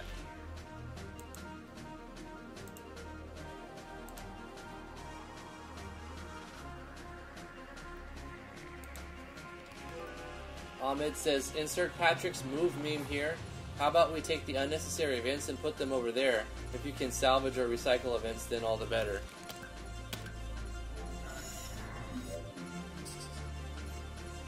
Yeah, I have a problem with deleting things that I created.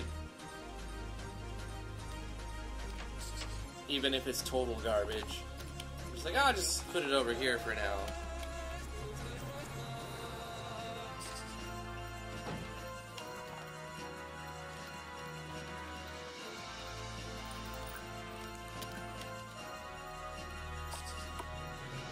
It's probably why I have so many hard drives.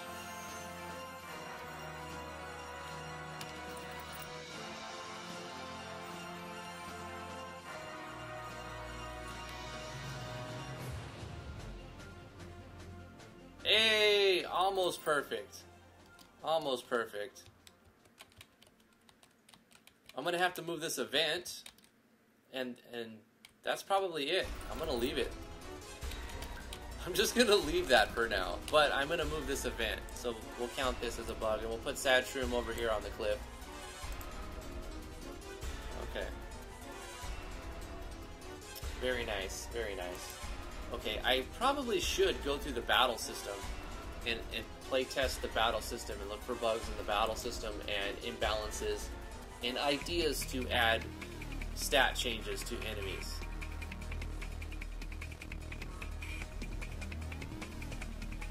Because I need to check optimization with, I put in plugins, right? I've installed 2 new plugins today. I've updated one and installed 2 other ones. The core updates desktop optimization I put in, and the Arena performance upgrade plugin I've put in. So I need to test a few things.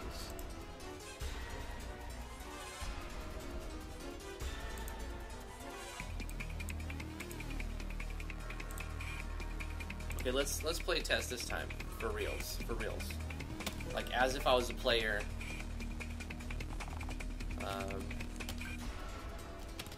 Let's test if I put lowercase, does it detect the? No, you have to capitalize. It needs a capital D to get the Easter egg, which I can do the 2 lowercase. But I'm going to test the battle system first.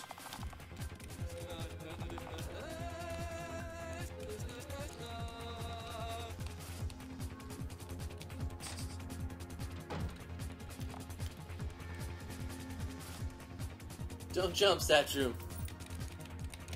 Don't do it. You got a lot to live for.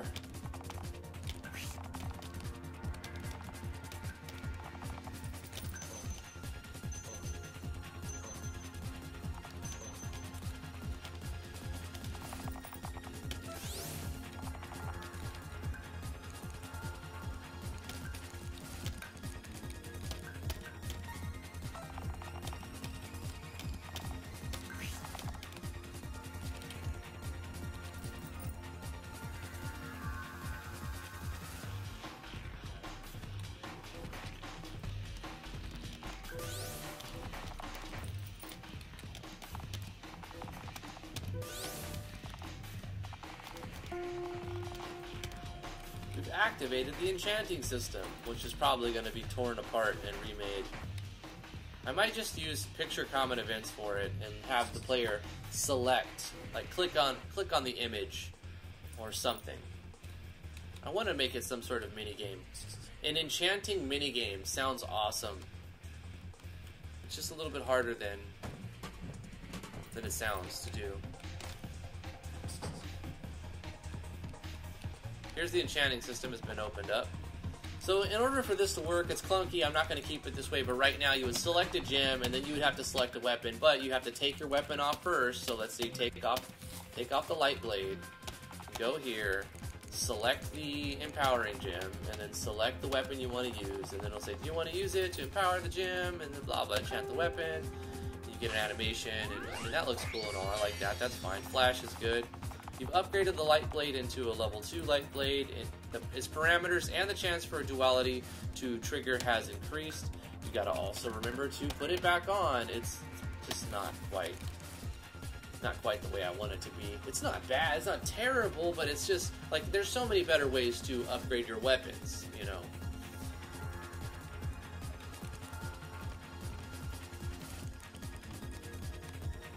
But anyway, since I'm going to test the battle system primarily, I figured instead of selling that for a lot of money, I would just use it. Okay, what do I have the most expensive thing? I think it's this strange liquid, which I can sell for 500, which means it's worth 1,000, which means I can ask 2,000 for it on the auction, the player auction. Let's sell some stuff. Let's sell this liquid for 2,000 on the player auction, and I have one of them.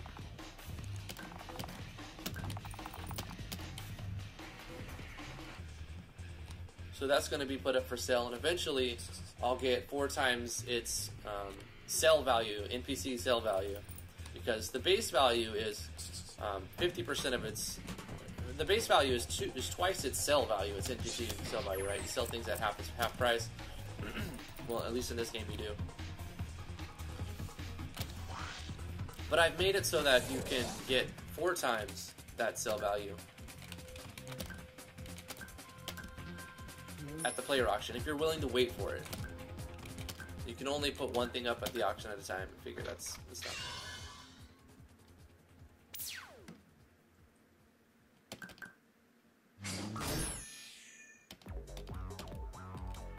That's an energy attack, and those guys take 25% extra energy damage. I want the player to be strong at level 1, eventually get to a point to where they're falling behind and the fights are getting really hard, and then give them the means and ability to get strong again. So start them very strong, make them slowly get weaker and weaker as they go through the mid game, and then slowly go stronger and stronger and stronger as they get towards the end game. Like, that's my curve. That's what I'm going for. Start really strong, you get weaker towards the middle, and then as you get towards the end of the game, you get stronger. So you give them the power, you take their power, and make them work for it back.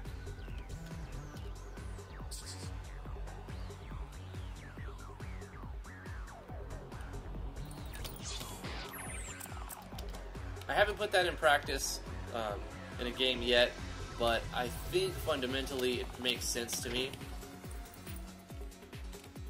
We need to buy the farm or the fishing docks and get some way to produce food rations, like, pretty soon. Because even though we've obtained the Tinker's Kit and unlocked crafting, now we can go to item synthesis. Even though that our items are what are they? The food that you can consume, the stuff, the shrooms you find, and all of this stuff, it also restores your hunger bar now, like it should. You still want to have food rations to keep tax money coming in, because you're making tax money off the town.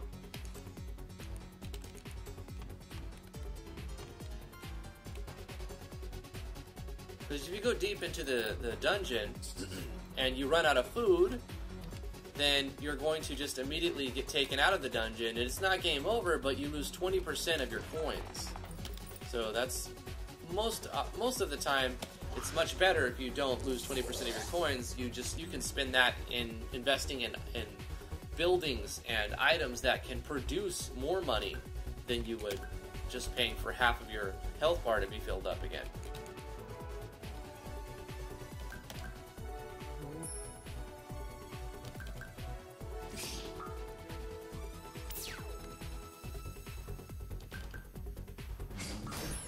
So the weapon's upgraded, and it does, it attacks using the weakness of that enemy. So start you really strong against the level 1 creatures.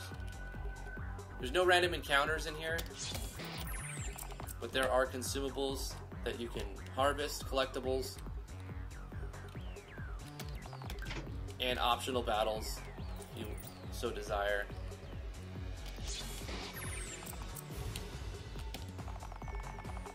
Vaporwave the Seed Man. So we've unlocked the Seed Salesman, which lets us get some early game experience.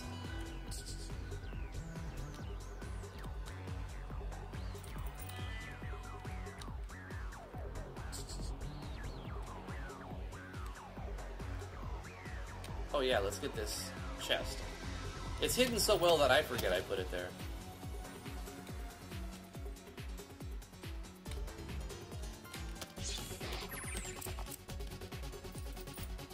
Just like in Xenoblade Chronicles, gem crafting is mad during the main story, but if you're going for powerful beasties, then you'll need a walk-through detail of gem crafting.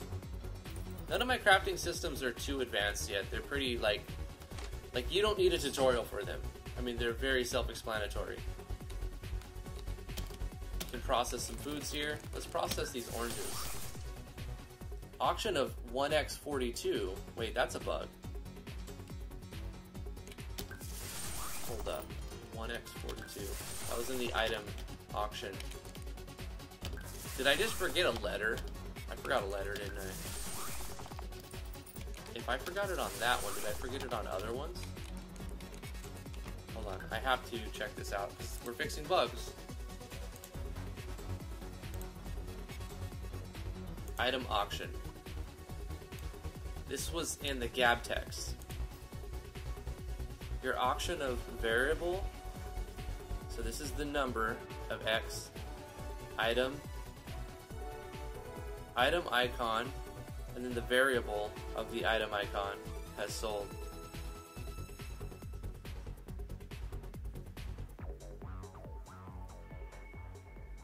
Why is that no longer working? That worked before, I remember we tested it. Item icon of variable 100. So it did show 42, and I'm referencing item icon. Why has my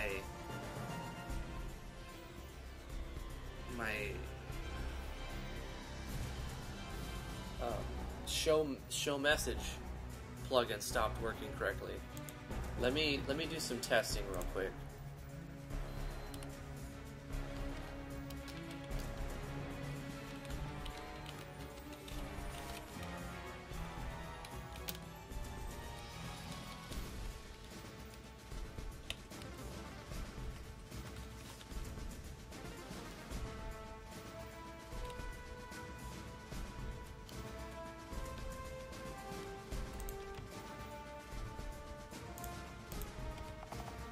Welcome 100.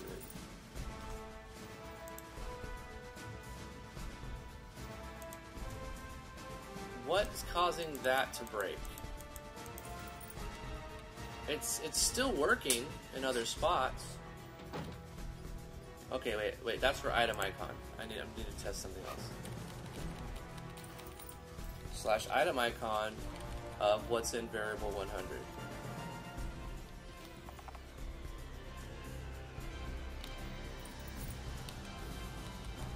Let's just try something like this. Item icon of 12. I have to do this first.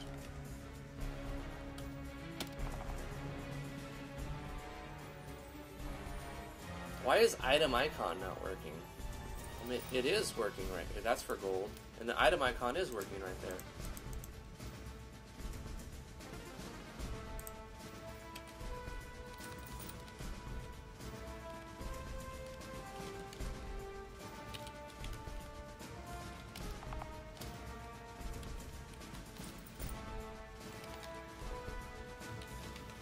It's gonna just give me an error.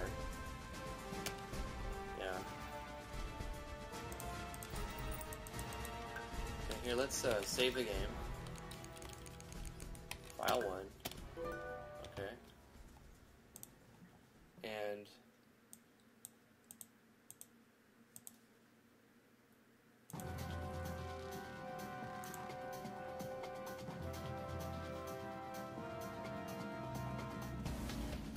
let's make an event right here that just shows text. It says blah blah variable 100 variable 100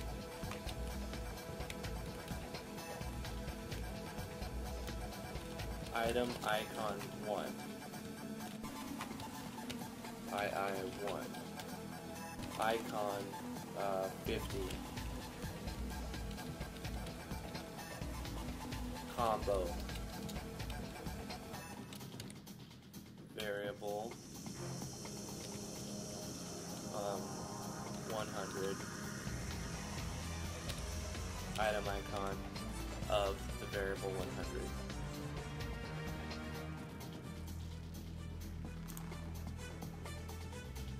Same level.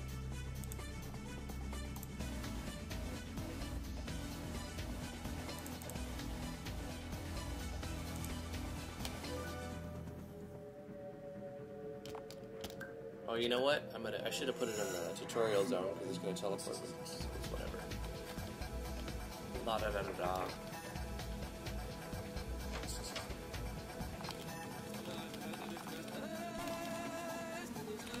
Oh no, it doesn't until I leave.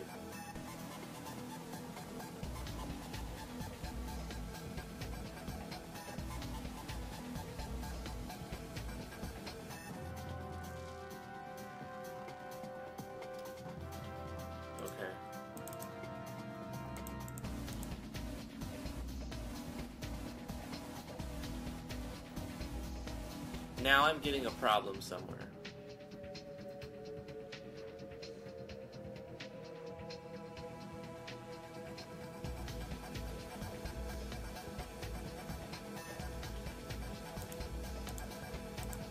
Okay, let's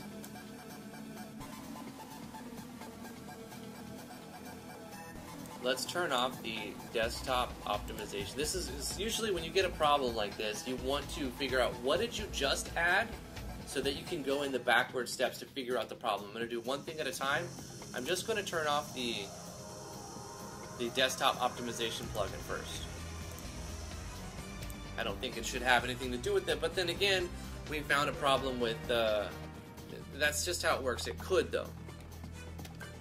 It could have something to do with it, because the base graphics didn't display. You would think that it would have anything to do with the Doodads plugin, but it did until you update to version 1.10.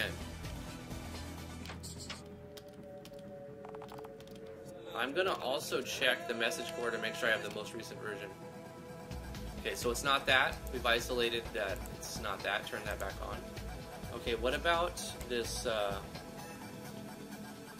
Arena plugin?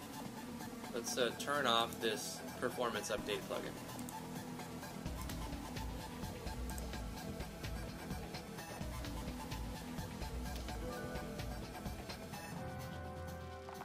Because if that's it, then I can look at the parameters and see which parameter is doing that.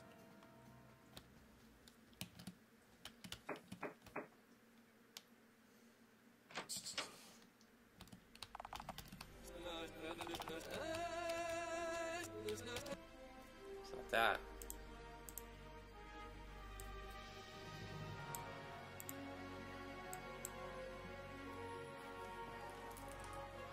What else have I added?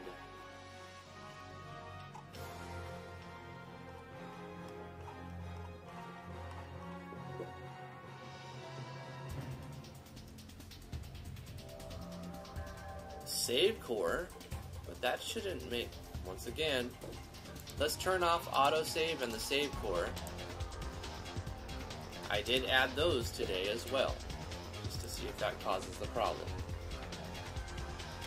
If so, we can isolate it, look at it, what's causing the problem.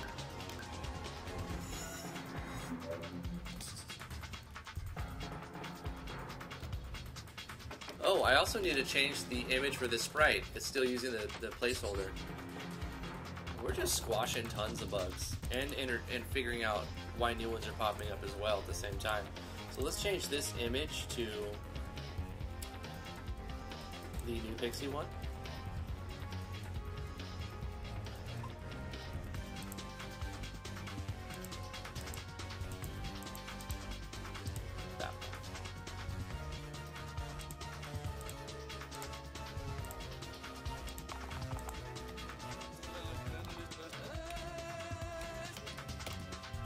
Not that. Okay. Let's turn this back on. Turn this back on.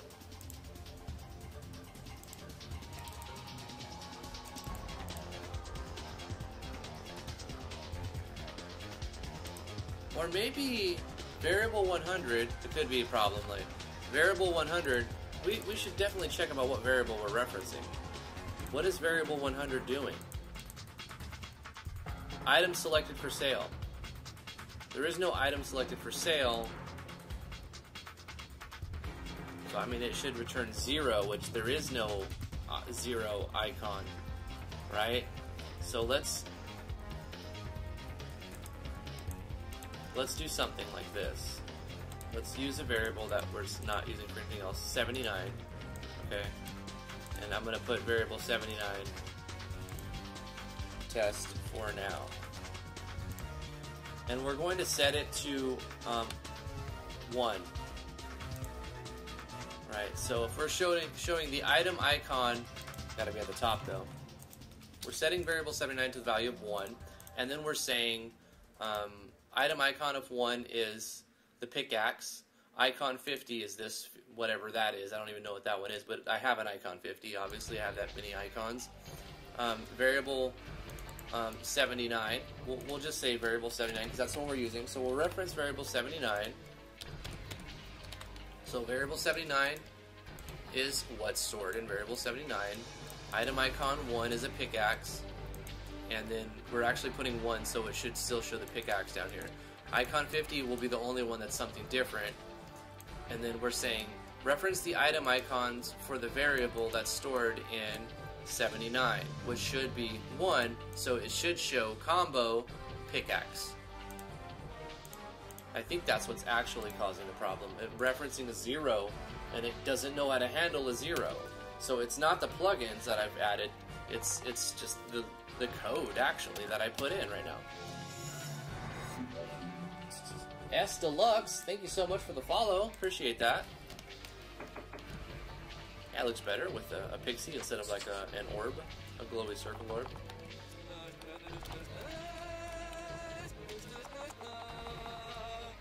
Blah blah, variable 79 is 1, item icon 1 is a pickaxe, item icon 50 is something different, combo, pickaxe. So the plugin works, yeah, all the plugins work fine. There is a problem in the common event. Well, we've narrowed it down, sometimes you have to do that.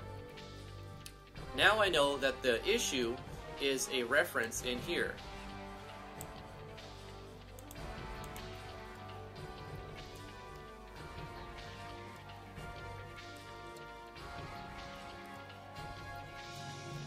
For some reason, it showed a number here.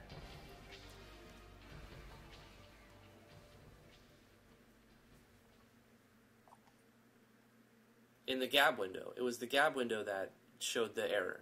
So your auction of however many X of this item, and it should show the name and the icon and the name, and it just said 42.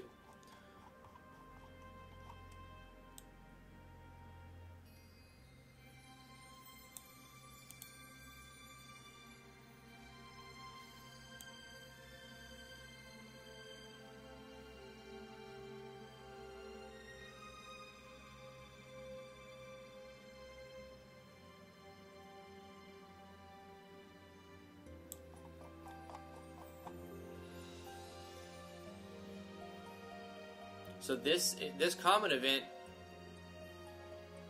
I mean, it doesn't look like there's anything wrong with it right now. I am not assigning any value to 100 here. It's actually being assigned in the world map right here. Nope, not on that, right there. Thank you for clicking right. On this massive chunk of code.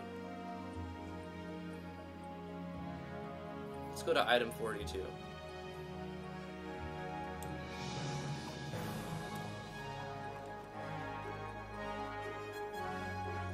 Okay, item 42, if item selected for sale is 42, then we're going to select the price of the item. We did that, and we store that into the number, give them 5 digits. How many are they selling? We store that into a number, 2 digits. Make sure the player has that many. This is the quant check. If the quant check is greater than the sell quantity selected, then make sure that the price is greater than half of the base value and no more than 4 times its base value, or 2 times of its base value. And then we're going to run some code and set some variables.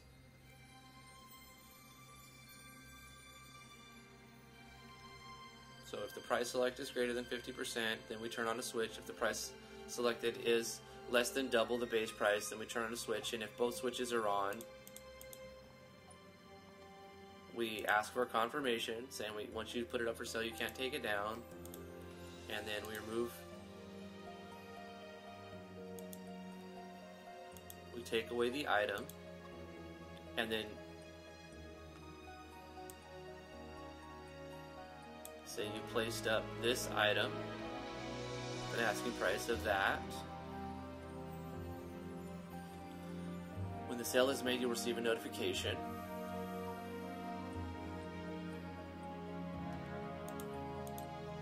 So the value is set at the top, right here. When you place an item selected for sale, So the player selects the item, that's when the variable is set to 42. And it was set to 42, that's why we saw it. The problem is, why is it having a hard time? Why did it bug out and not show the item icon for 42? Because 42 was being passed to it. It said, your auction of however many, of 42 has sold.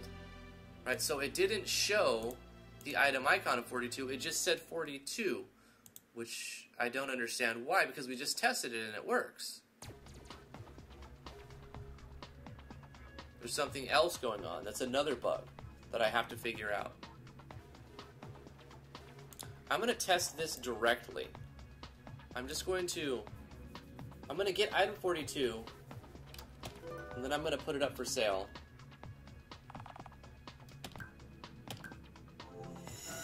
And test it again. I mean, was that a weird fluke? It must have had something else interacting, but that shouldn't happen. And if so, what's causing that to happen? And how do I fix it? It's really not a huge deal, but it looks... I don't like it, right? It doesn't change the game at all. It just changed the player's perspective of the game. They see, you know, because you can tell that you can use a variable inside of an item icon, a show item icon. See, combo, it's showing a pickaxe, right? And pickaxe is referencing a variable, not the number directly, but a variable itself, which has stored the value of 1 inside. So it's like 2 text codes, right? Let me show you the event. So this is what's happening right here in the plugin command. It's showing the item icon of a variable. And we know that 42, I have an item icon of 42, right? Let's double check that. Did I move something? Do I not have item 42? No, I have 42. So it should have showed this icon and said strange liquid instead of showing bracket 42 bracket. And I don't know why it did not, but we're going to test it again.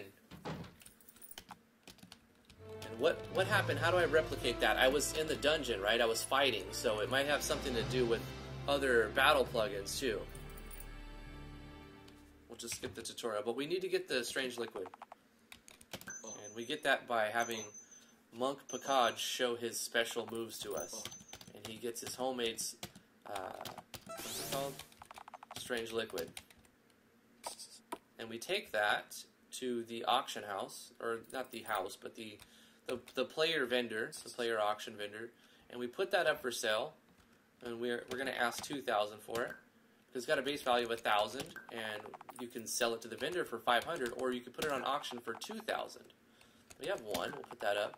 Are you sure you want to sell it? Once you place, you can't remove it. Yep. We placed 1x Strange Liquid. Now, when we get the gab window, it should say your 1x Strange Liquid with the icon has sold for 2,000 and something. Right? You'll get a percentage. And it'll show the icon. You can see it's still showing the icon there. It's actually going to take a couple minutes to sell. In the meantime, I will get our sound track going one more time and field any questions that people have.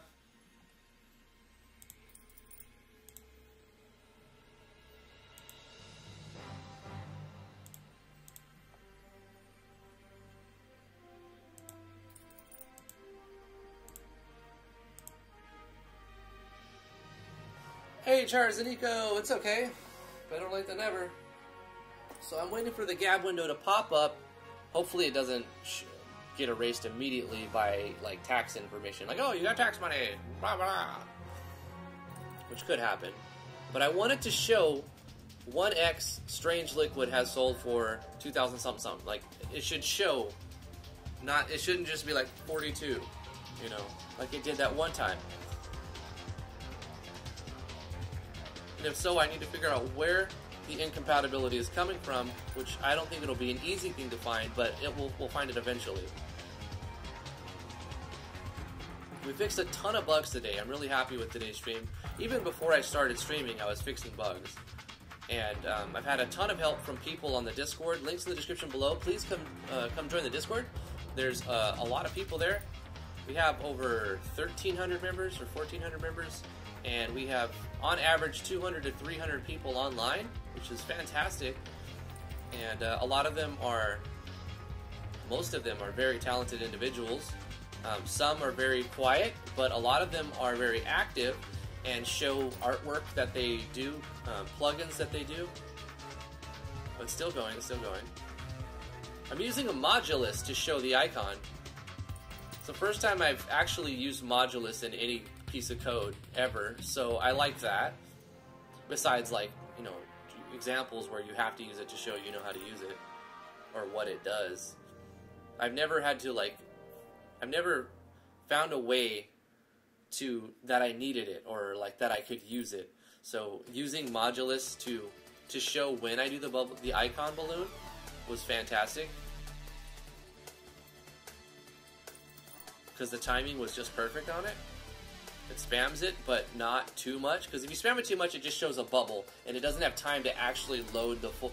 Look, 42 has sold. You see that? It didn't do it. The Gab text, the guy comes up and buys it, walks away. That's cool.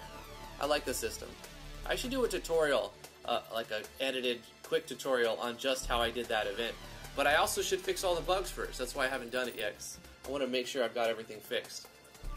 So that is a minor bug. You still get the money. Everything still functions the same. But the gab text at the end doesn't show the right gab text.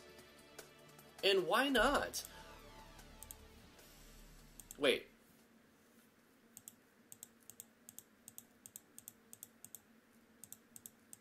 Wasn't there a plugin that Yanfly put out not too long ago that allows you to put variables inside plugin commands, right? Plugin command, make it easier for switch and variable values for plugin commands across the board. Does this plugin cause a problem somewhere along the line?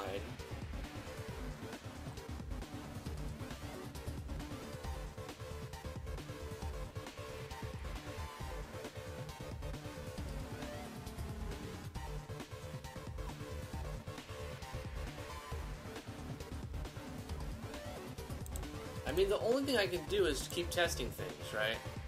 And in order to speed this process up, I'm going to change the value of something just to speed it up, okay? So we're going to go to the common events, and instead of adding a random value between 1 and 2, I'm going to do a random value between 10 and 20. And this will make it so that it's 10 times faster selling an item for now. This is a quick fix just so that I can debug and do the same thing again, testing with this plugin off. And what is this plugin? This is one of the new ones, plugin command switch and variable. So it shouldn't have anything to do with it, but it's kind of related, right? It's using the message core, and it's allowing the message cores, and you can use ternary operators inside your plugin commands. So it shouldn't have any like conflict. But if I have identified a conflict, I want to. I mean, I have a bug, and if turning this plugin off fixes it, then, and that's the only thing I change, then I can feel like I can look at the code and not think I'm wasting my time, right? I can be like, what's actually being overwritten, and between the two, what do these two things have in common? So let's get a strange liquid. It could be a problem somewhere that I'm just overlooking in my script, but I don't see that at all.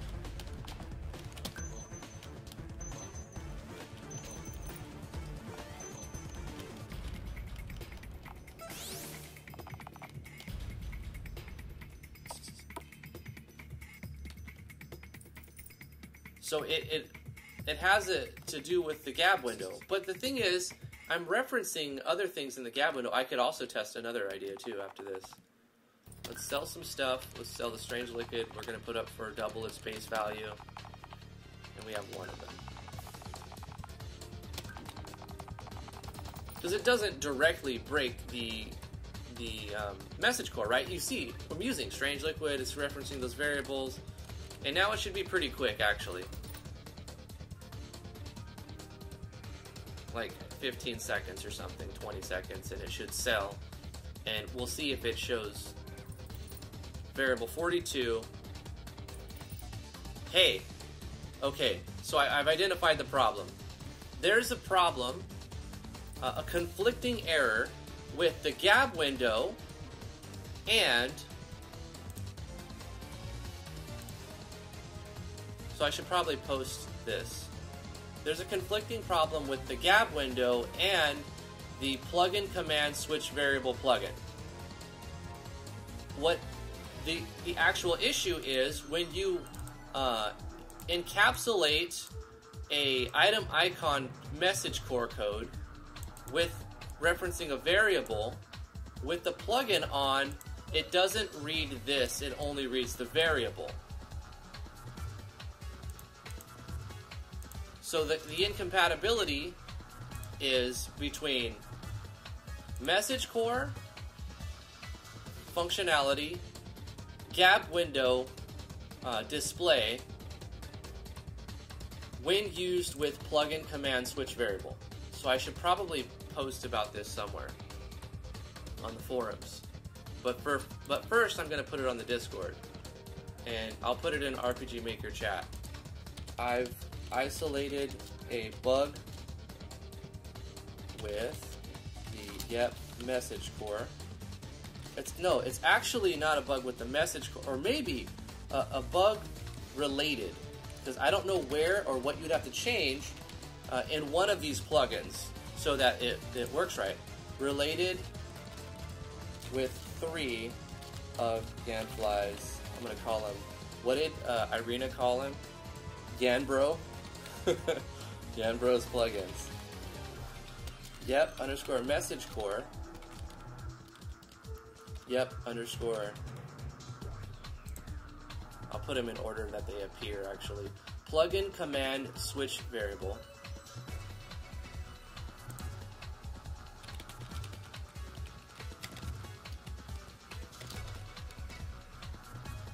And, yep, underscore gab window. But is that spelled right? Where does the gab window? Gab window, yep. So those 3 plugins. The issue that occurs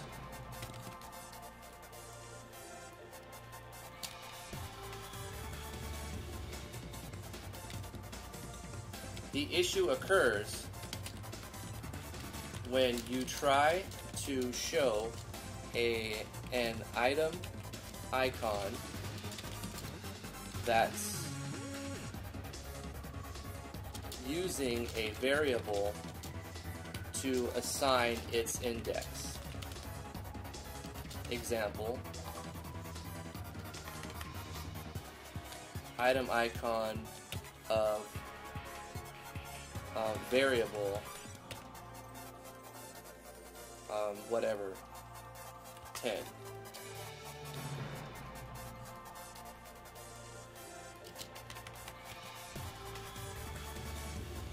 It works fine in regular show text, but an issue occurs for me when used with the gab window. Plugin command show gab. Is it show gab? I think that's what it is. I want to be very clear, like, so that when people look into this issue, it's not like confusing or like, oh, what I meant was, like, I want to be clear the first time. So the problem really occurs when I'm using gab text, and then I'm also using forced gab, so I should be also give more information. I haven't tested extensively. Show gab text. Wait, I completely forgot. Brain skills. Gab text and forced gab.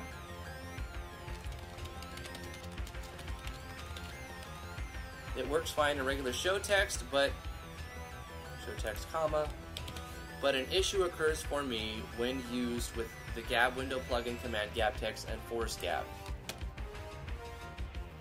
Turning off the yep underscore plugin command switch variable plugin has resolved the issue, but I'm still looking into better alternatives.